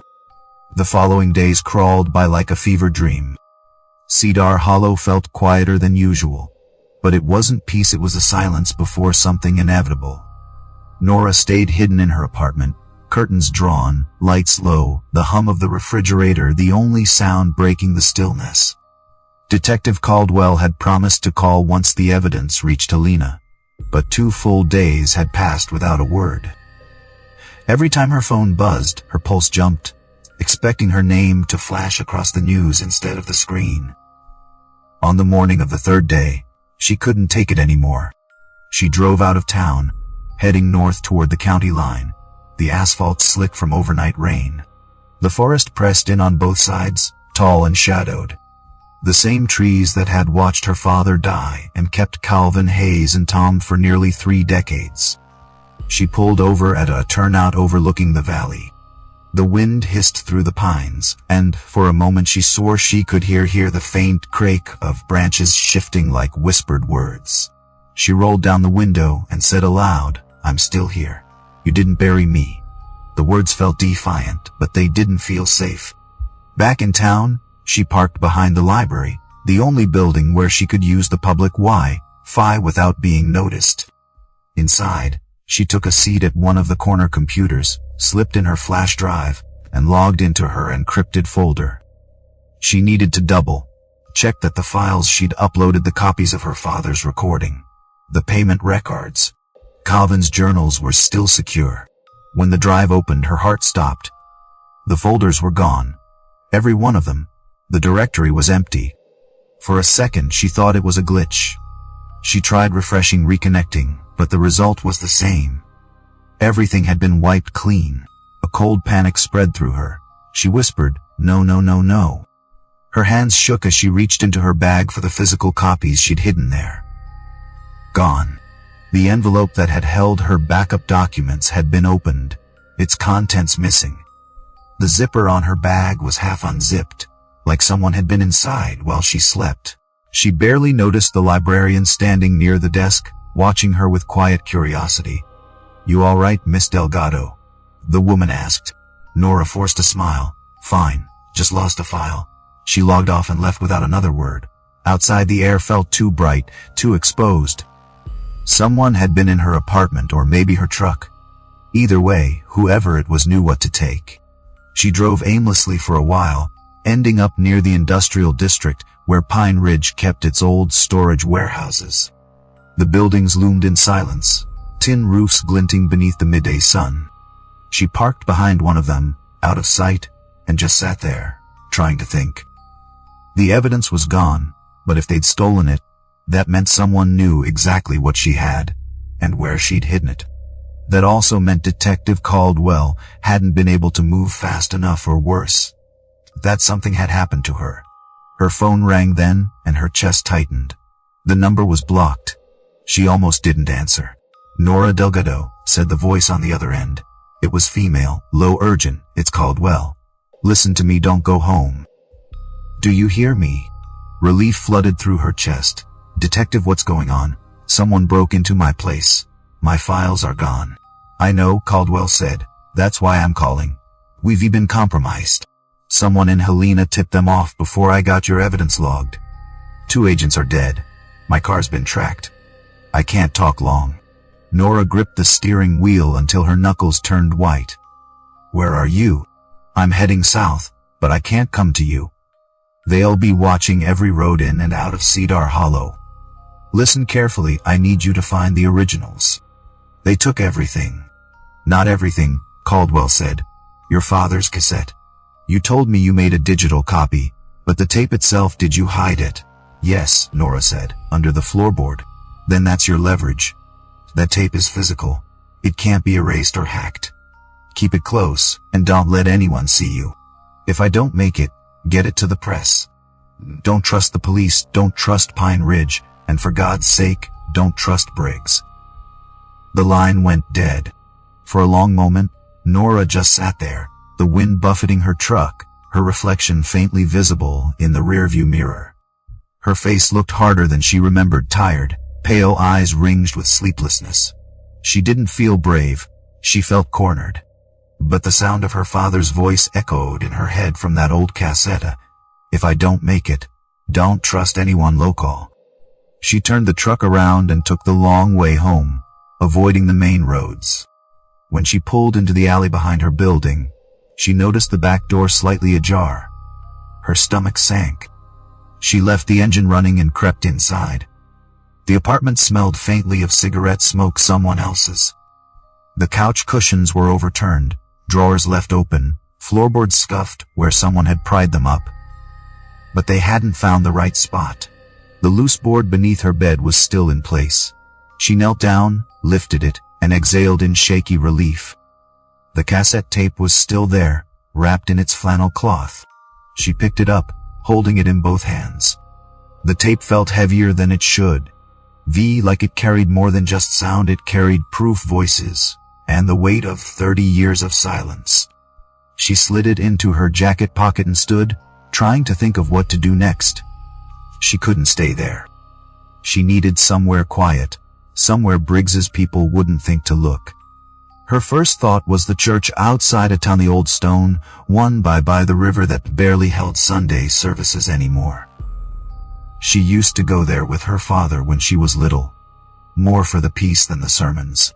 She drove fast, every shadow in her mirrors looking like headlights following too close. When she reached the church, the parking lot was empty.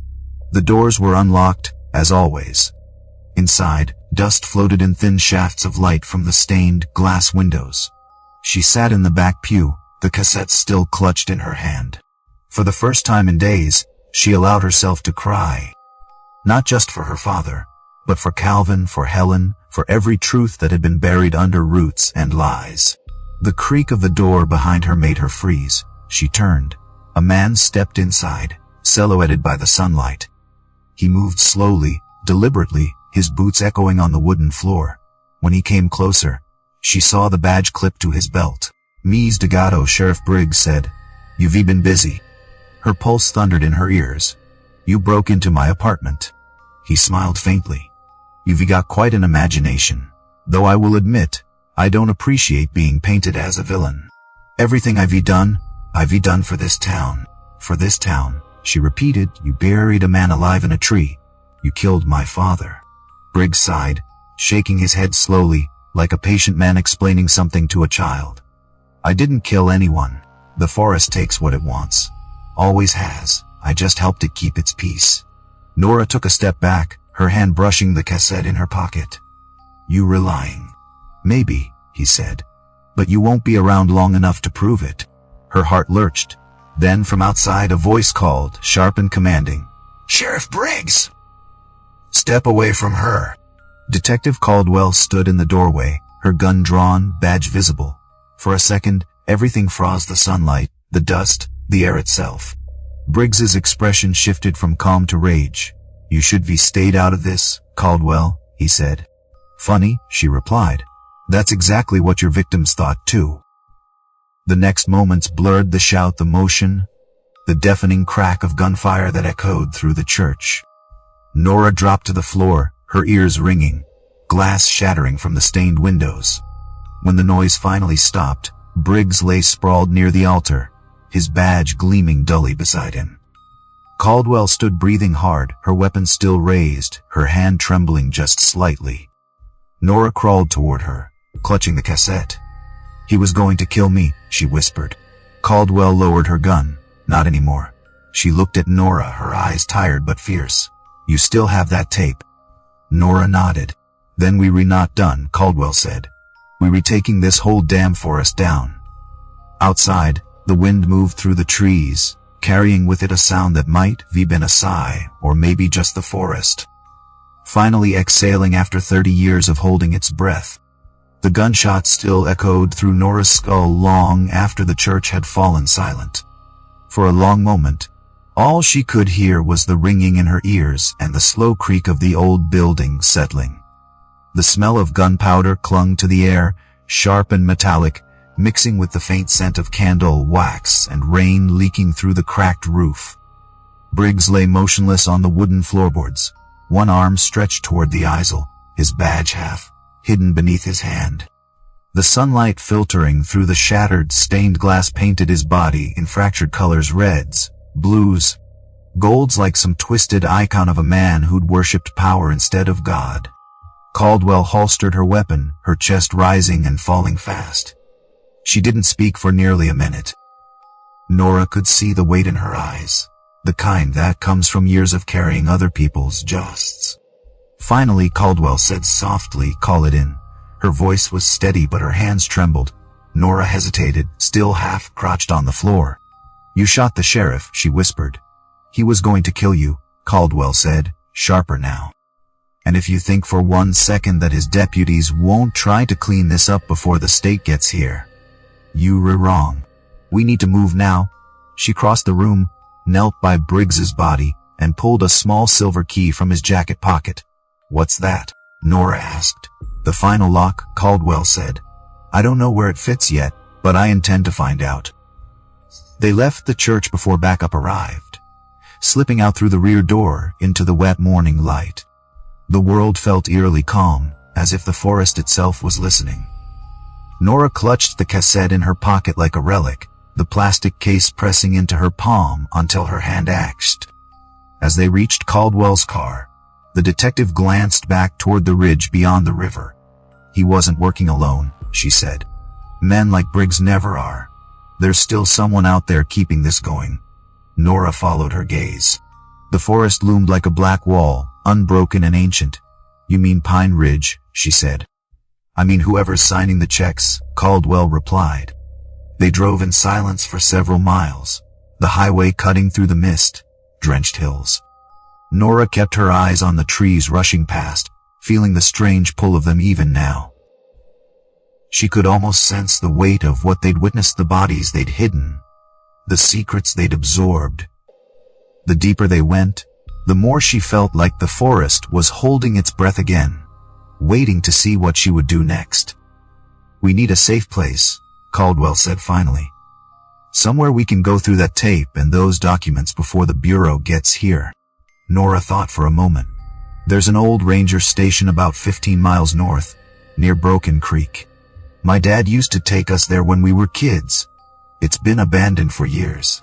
They found it just as the fog began to thicken again, a small wooden cabin half swallowed by ivy, its windows clouded with grime.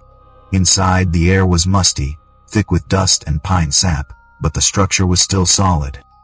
Caldwell checked the perimeter while Nora set the tape recorder on the table. When they finally sat down, the weight of what they'd done, what they'd survived, started to settle in. Nora stared at her reflection in the dark window and barely recognized herself. There was dirt streaked across her cheek, dried blood on her sleeve from where she'd scraped her arm crawling across the church floor. She looked like her father the day she'd last seen him, tired, stubborn, defiant. Caldwell broke the silence. "You've got two choices now," she said. "We can take this to the bureau and hope they handle it clean, or we release it to the world ourselves. Either way, there's no going back to normal." Nora didn't hesitate. "We release it." Caldwell's brow furrowed. "You sure? Once it's out there, you will be marked. Pine Ridge will burn you in the press. They will dig up every mistake you've ever made." Nora gave a small, bitter smile. "Let them. My dad died for this. Calvin Hayes died for this. If I stay quiet now, I might as well have helped them bury him." Caldwell nodded slowly, then placed the key she'd taken from Briggs on the table. It was small and old-fashioned, with the number 47 etched into the handle. "He kept something off the record," she said. "Bank box, maybe. Something that proves this went higher than him." Nora leaned forward, staring at it. "There's a branch of Western First Bank in town," she said. "My dad used to cash his checks there. If Briggs was funneling money through a security firm, that's probably where he stored the documents." Caldwell sighed. "Then we'll need to get inside without alerting his deputies." By late afternoon, they were parked a block away from the bank, watching the entrance. The small town branch looked harmless enough: clean glass doors, a board teller counting bills, a security guard scrolling through his phone, but Nora felt the unease settle in her gut again. Every instinct screamed that they were running out of time. "We do this fast," Caldwell said. Her tone clipped. "If anyone asks, we're here on bureau business." She flashed her badge, and they walked in. The manager, a middle-aged man with slicked back hair, smiled too quickly when Caldwell showed him the key. "Safety deposit box 47, she said. "Registered to Sheriff Walter Briggs. We're here to access it for an ongoing investigation." The man's smile faltered, his eyes darting toward the security guard. "The sheriff's account is private," he said. "I'd need authorization." Caldwell's tone hardened. "You have it." She handed over a document stamped with the bureau's seal. He hesitated only a moment longer before nodding nervously and leading them to the back vault. The key turned smoothly in the lock. Inside the narrow metal drawer was a single brown envelope. No cash, no jewelry, just papers, folded neatly, and a small flash drive sealed in plastic. Nora's hands shook as she opened the envelope. Inside were photocopies of signed contracts between Pine Ridge Timber and Briggs Security Consulting, each one marked confidential. The totals were staggering: hundreds of thousands in payments for community operations and public relations management. Attached to the back was a handwritten note in Briggs's careful scrawl: "Keep copies separate." "Insurance." Caldwell whistled softly. Looks like he was afraid of his own employers. Nora flipped through the pages until one name caught her eye at the bottom of a memo: Richard Holbrook, CO. It was dated 1995, the same year Calvin Hayes disappeared. Beneath the signature line was a notation in pen: "Meet at marker 7. Confirmed disposal." Nora's breath caught. "That's it," she said. "That's the proof he was there that night." Caldwell's jaw tightened. "Then we've got everything we need to bring this to the state attorney. Briggs, Holbrook, the whole company, they'll go down together." They left the bank quietly, the envelope tucked beneath Caldwell's jacket. The air outside was cold and sharp, carrying the scent of wet soil and pine. Nora felt lighter, but only slightly. The truth was out now, yes, but truth had teeth. As they drove back toward the ranger station, dusk fell fast, the horizon bleeding red and purple. For the first time, Nora noticed how the forest seemed to hum when the wind passed through it, like 1,000 voices whispering under their breath. When they reached the cabin, Caldwell went to make a call to Helena. Nora stepped outside, leaning against the railing, the cassette still in her pocket. She pressed play one last time, letting her father's voice fill the twilight. "If you're rehearing this, Mija, don't be afraid. The forest sees everything, even when no one else does." She looked out across the dark expanse of trees, the branches swaying like they were nodding in agreement. The forest had kept its secrets for too long, but now it had given her what she needed. She didn't know if she'd live long enough to see Pine Ridge fall, but for the first time, she wasn't afraid. Because the truth was no longer buried, and like every living thing that grows in the dark, it was reaching for the light. That night, the forest didn't sleep. The wind moved through the pines in slow, restless waves, and every time Nora closed her eyes, she thought she heard the whisper of chainsaws, the sound of old wood splitting open. She sat on the porch of the ranger station, wrapped in her father's flannel jacket, staring at the faint glow of Caldwell's phone inside as the detective spoke in low, urgent tones to someone on the other end of the line. The cassette sat on the table between them like a heartbeat, quiet but pulsing with weight. The forest stretched around them in all directions, dark, endless, watchful. It felt like they were sitting inside the chest of something alive. When Caldwell finally stepped outside, she looked pale but determined. "It's done," she said. "I spoke with the Bureau's regional director in Helena. The files are verified, and they're resending a task force to Pine Ridge in the morning. They'll arrest Holbrook, seize the company's records, and reopen both the Hayes and Delgado cases." "You did it, Nora. We did it." Nora wanted to feel relief, but the air felt too heavy for that. "It's not over," she said. "You know that, right? Men like Holbrook don't just surrender. He'll run or worse." Caldwell gave a thin smile. "Then we'll make sure he doesn't get the chance." They turned in for the night, taking shifts to rest, but Nora couldn't sleep. Every creak of the cabin made her flinch. Her body was exhausted, but her mind kept replaying her father's voice, Calvin Hayes's notes, Briggs's smirk as he said, "I just helped the forest keep its peace."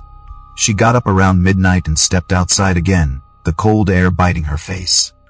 The stars were faint behind a film of clouds. She looked toward the ridge where the immortal ash stood somewhere in the dark.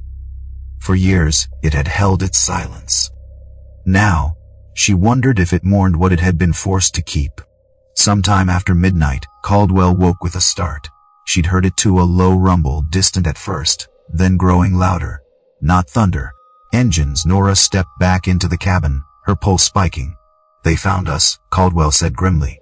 "Pack the evidence."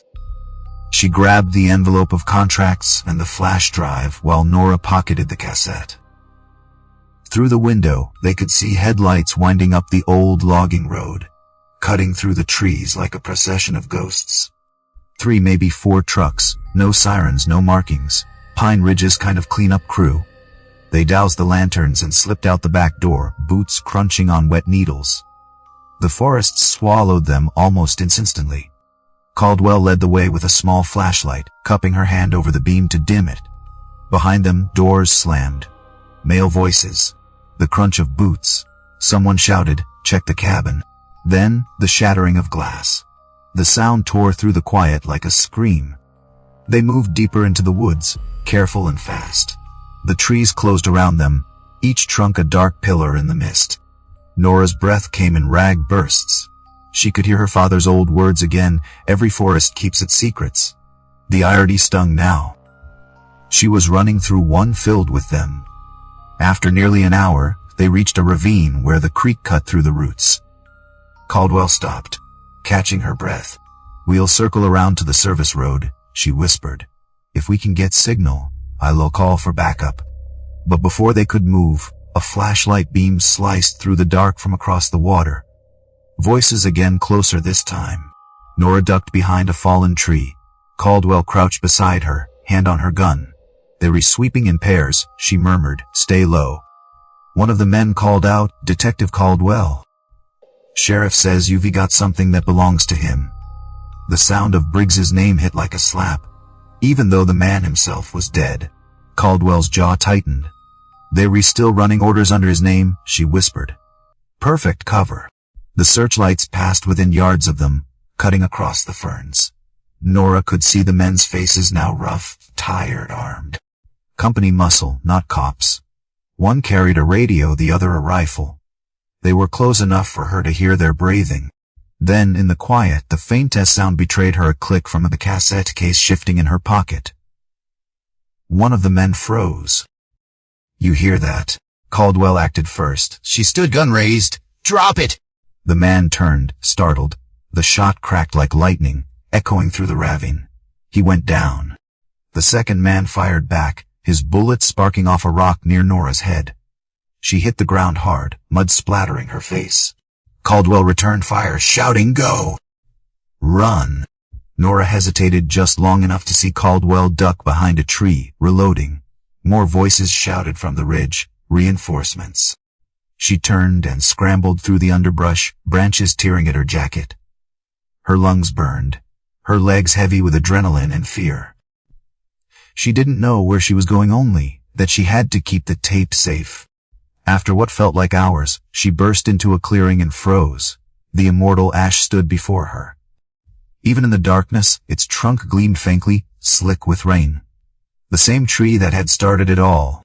She stumbled toward it, half in disbelief, half in awe. It looked different now, hollowed but still alive, its wand sealed over like scar tissue. She pressed her hand to the bark, feeling the faint hum beneath it. It was colder than she remembered. Behind her, the shouts grew louder. Flashlights flickered between the trees. She looked down at the cassette in her hand, her father's name fading on the label. Without thinking, she pulled a knife from her pocket and pried open a small split in the trunk. The wood gave way just enough for her to slide the tape inside, deep enough that no one could see it. She pressed the bark closed again, whispering, "Keep it for me." The footsteps came fast now, 3, maybe 4 men. She ducked behind the base of the tree as the beams swept across the clearing. A voice barked, "She's here." The first man stepped forward, gun raised. Then, something strange happened. The air shifted. A low groan rippled through the forest, followed by a deep cracking sound. The immortal ash shuddered, its massive limbs creaking like bonds. The men froze, looking up. Another crack, louder this time. Then the branch above them split clean in half, crashing to the ground with a sound like thunder. One of the men screamed. Nora didn't wait to see more, she ran. The forest roared behind her, branches breaking, roots shifting underfoot as if the earth itself was moving. She didn't stop until she reached the service road, where the faint glow of dawn was just beginning to edge over the horizon. Caldwell stumbled out of the trees minutes later, bleeding from a cut on her arm but alive. "You okay?" she gasped. Nora nodded, breathless. "The tape's safe." "Where?" Nora looked back toward the ridge, toward the silhouette of the forest. "Where it belongs." Caldwell gave a small, incredulous laugh, half relief, half disbelief. "You really think the forest is on your side?" "I think it's tired of being silent," Nora said. They walked together down the dirt road, until the sound of sirens began to rise in the distance, the real kind this time. The kind that came from law, not power. The dawn light cut through the fog, and for the first time, Cedar Hollow didn't look haunted. It looked awake. Nora turned once more toward the trees, and for a heartbeat, she swore she saw movement, a shadow, deep within the ash grove, tall and still, watching. Then it was gone. The forest was quiet again, its secrets finally shifting from roots to air. But this time, it was her secret too, and she intended to make sure the world heard it. By sunrise the sirens had faded, leaving behind only the hum of helicopters and the murmur of voices over radios. The state police had descended on Cedar Hollow like a storm, sealing off the logging roads, surrounding Pine Ridge Timber's headquarters, and combing through every inch of the forest that had once been ruled by fear and silence.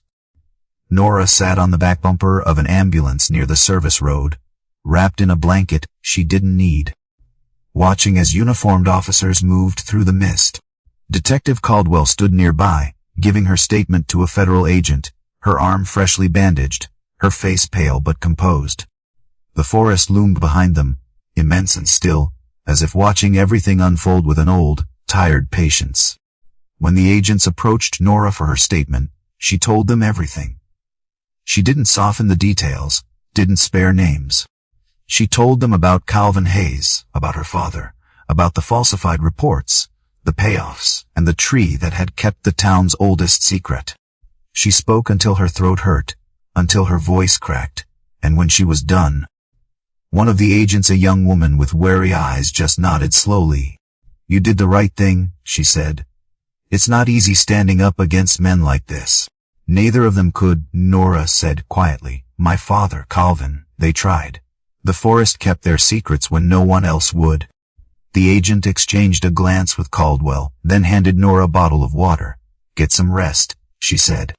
"This isn't over, but it's starting." Over the next few days, Cedar Hollow became the center of a story that spread far beyond Montana. The headlines were relentless as Pine Ridge timber scandal CO and officials arrested in 30-year cover-up. Sheriff tied to murder, bribery scheme. The story broke across every major network, turning the small, forgotten town into a symbol of rural corruption and the courage it took to expose it. Caldwell stayed in constant contact with the borough, her phone never stopping. Nora tried to stay out of the spotlight, though reporters seemed to find her wherever she went. They wanted sound bites, confessions, emotion, but she had nothing left to give them. Every time someone asked how she felt, she just said, "It's not about how I feel. It's about what was buried." The company collapsed almost overnight. Accounts frozen, assets seized, contracts voided. The newscasters called it a reckoning. For the people who'd lived under Pine Ridge's shadow for decades, it felt like something closer to an exorcism.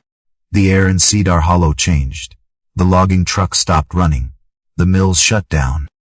And for the first time in years, the forest began to reclaim the edges of the town, creeping back toward the roads like something waking from a long sleep. But not everything could be restored.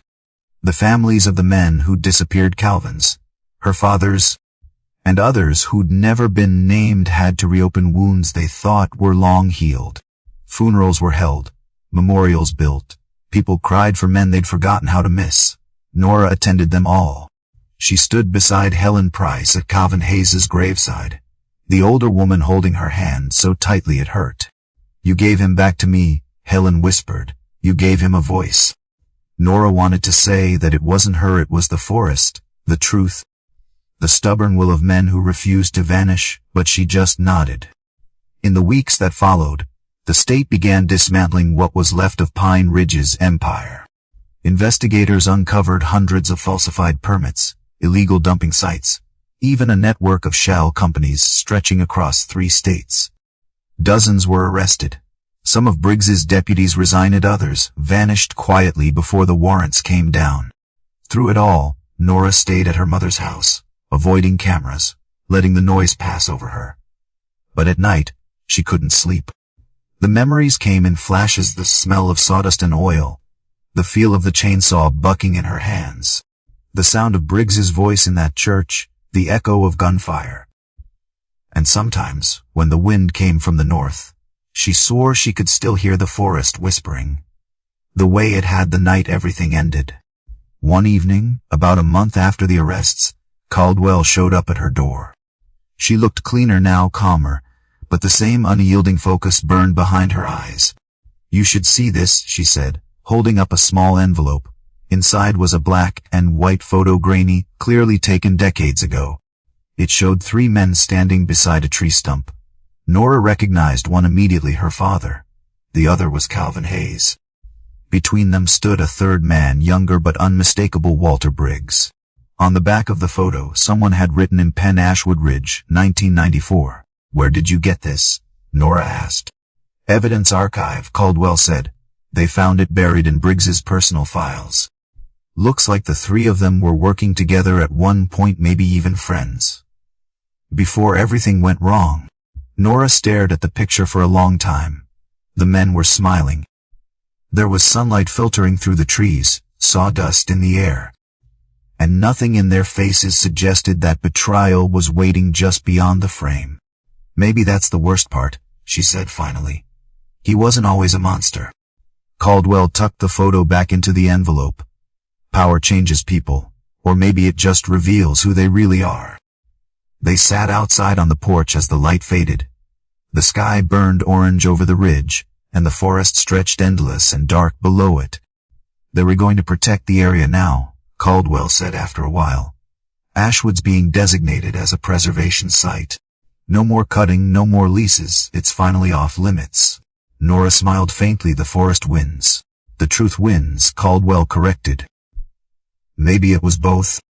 Later that week, Nora drove out alone to the ridge where it had all begun. The road was quiet now, the machinery gone, the dirt already sprouting new grass. She parked by the old clearing and walked the rest of the way until she stood in front of the immortal ash. The tree was still there, scarred but standing, its trunk sealed again as half the forest healed itself around its old wound.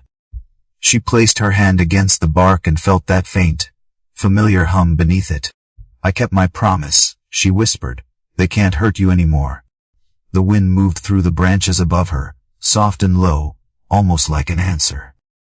For a moment, she thought she heard two voices in it, her father's and Calvin's, woven into the rustle of the leaves. She closed her eyes and let the sound wash over her. The forest didn't feel haunted anymore. It felt alive, awake, and finally at peace. When she turned to leave, she looked back one last time. The first rays of morning sun had pierced the canopy, spilling light across the ground where the soil was still dark and rich. For years, Cedar Hollow had lived in shadow, but now light was finally reaching the roots. As she walked back to her truck, she felt lighter than she had in years. The fight was over. The truth had come out of the earth, raw and unstoppable. And though she knew the scars would never fade completely from the town, from herself, from the land, she also knew something else. Some secrets weren't meant to stay buried. The forest remembered everything. And now, so did the world. The story of the immortal ash isn't just about murder, corruption, or the secrets buried beneath a tree. It's about silence. About how easily the truth can be buried when people choose comfort over courage, and how that silence can rot a place from the inside out. Cedar Hollow became a graveyard long before a single body was sealed in the trunk of a tree. Every person who looked the other way, every official who took a bribe, every worker who told themselves it wasn't their problem, they all helped the forest grow its ghosts. It's a story about complicity, about how evil doesn't need to roar when it can whisper and still be obeyed. For decades, men like Walter Briggs thrived because they understood the simplest truth of human nature. Most people would rather live with a lie than risk dying for the truth. And yet, it takes only one person to break that pattern, to pick up the saw, to cut into the rot, and to face what spills out. Nora Delgado didn't set out to be a hero. She was a logger, just another name on a company roster. Another worker trying to make a living in a town where the forest fed everyone, even as it devoured their souls. But sometimes, fate doesn't call you to greatness, it drags you there. When her chainsaw hit that hidden wall inside the tree, she didn't just uncover a body, she uncovered the weight of 30 years of silence. What makes her story powerful isn't that she fought back, it's that she didn't have to, and she did anyway. In a world where power always tries to rewrite the story, where truth is treated like an inconvenience, Nora's courage became a form of rebellion.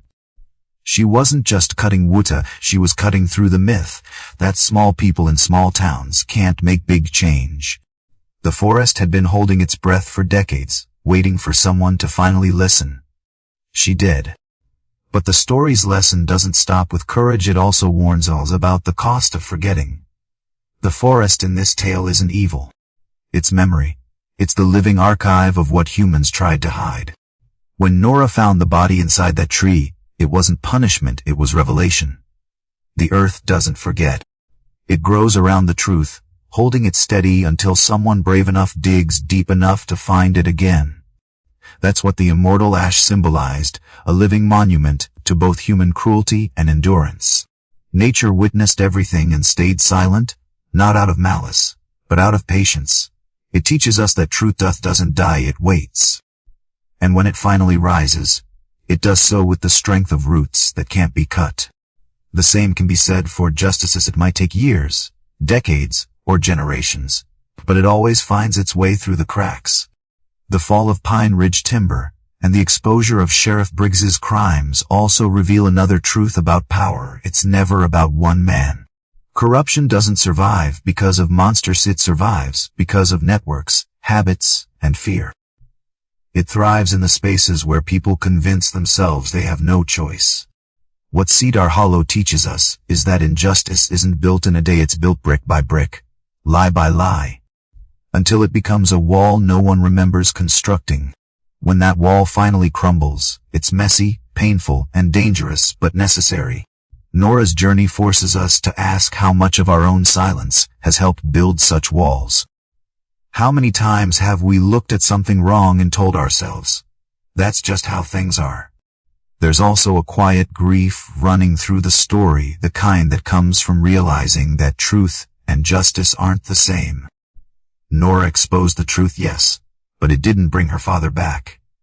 It didn't give Calvin Hayes back the years stolen from him. Even after the arrests, the trials, the headlines, what remains are the scars on the town, on the land, on the people who had to live with it. The story reminds us that truth doesn't heal everything. Sometimes it simply lays the wound bare, so that healing can begin. It's not a fair trade, but it's the only one the world offers. What matters is that someone is willing to pay it. Nora did. She became a bridge between the past and the future, carrying her father's voice and Calvin's legacy into a world that had forgotten them. At its heart, this story is also a reflection on inheritance, not of money or property, but of silence and courage. Every generation inherits the choices of the one before it. Nora inherited her father's unfinished fight, his refusal to look away, and the price that came with it. But unlike him, she lived to finish it. The lesson is that we can't choose what we inherit, but we can choose what we pass on. Nora's victory wasn't in destroying Pine Ridge, it was in ensuring no one could ever bury their truth again. She passed down a legacy of defiance, proof that no voice, however small, is wasted when spoken in the service of justice. And finally, the forest itself becomes the ultimate teacher. It reminds us that nature doesn't distinguish between sinner and saint. It absorbs everything, grows around everything. Humans think they can control it, own it, carve it up for profit, but in the end, the forest reclaims what's taken. It becomes both witness and judge. When Nora hid the cassette inside the tree, she wasn't just protecting evidencer. She was returning the truth to where it belonged, to the one thing that had never lied. The immortal ash didn't just hold secrets. It held redemption. It was a reminder that even the ugliest truths can take root and bloom into something that restores balance. The moral of the immortal ash is simple but profound. Silence protects the powerful, but truth protects the future. Every time someone chooses to stay quiet for the sake of convenience, another root of corruption takes hold. Every time someone like Nora decides to speak, the forest breathes a little easier. The story teaches that courage isn't loud or glamorous, it's often quiet, scared and shaking, but it moves forward anyway. The truth may sleep, but it never dies. It waits in the soil, in the wood, in the hearts of those who remember. And when the day finally comes that someone dares to dig it up, the world changes slowly, painfully, beautifully. Because in the end, the forest always remembers. But it's up to us to listen when it speaks. If you enjoy stories that make you think twice before turning off the lights, don't forget to subscribe and turn on notifications. There are still many things left unsaid, and we'll continue exploring them together.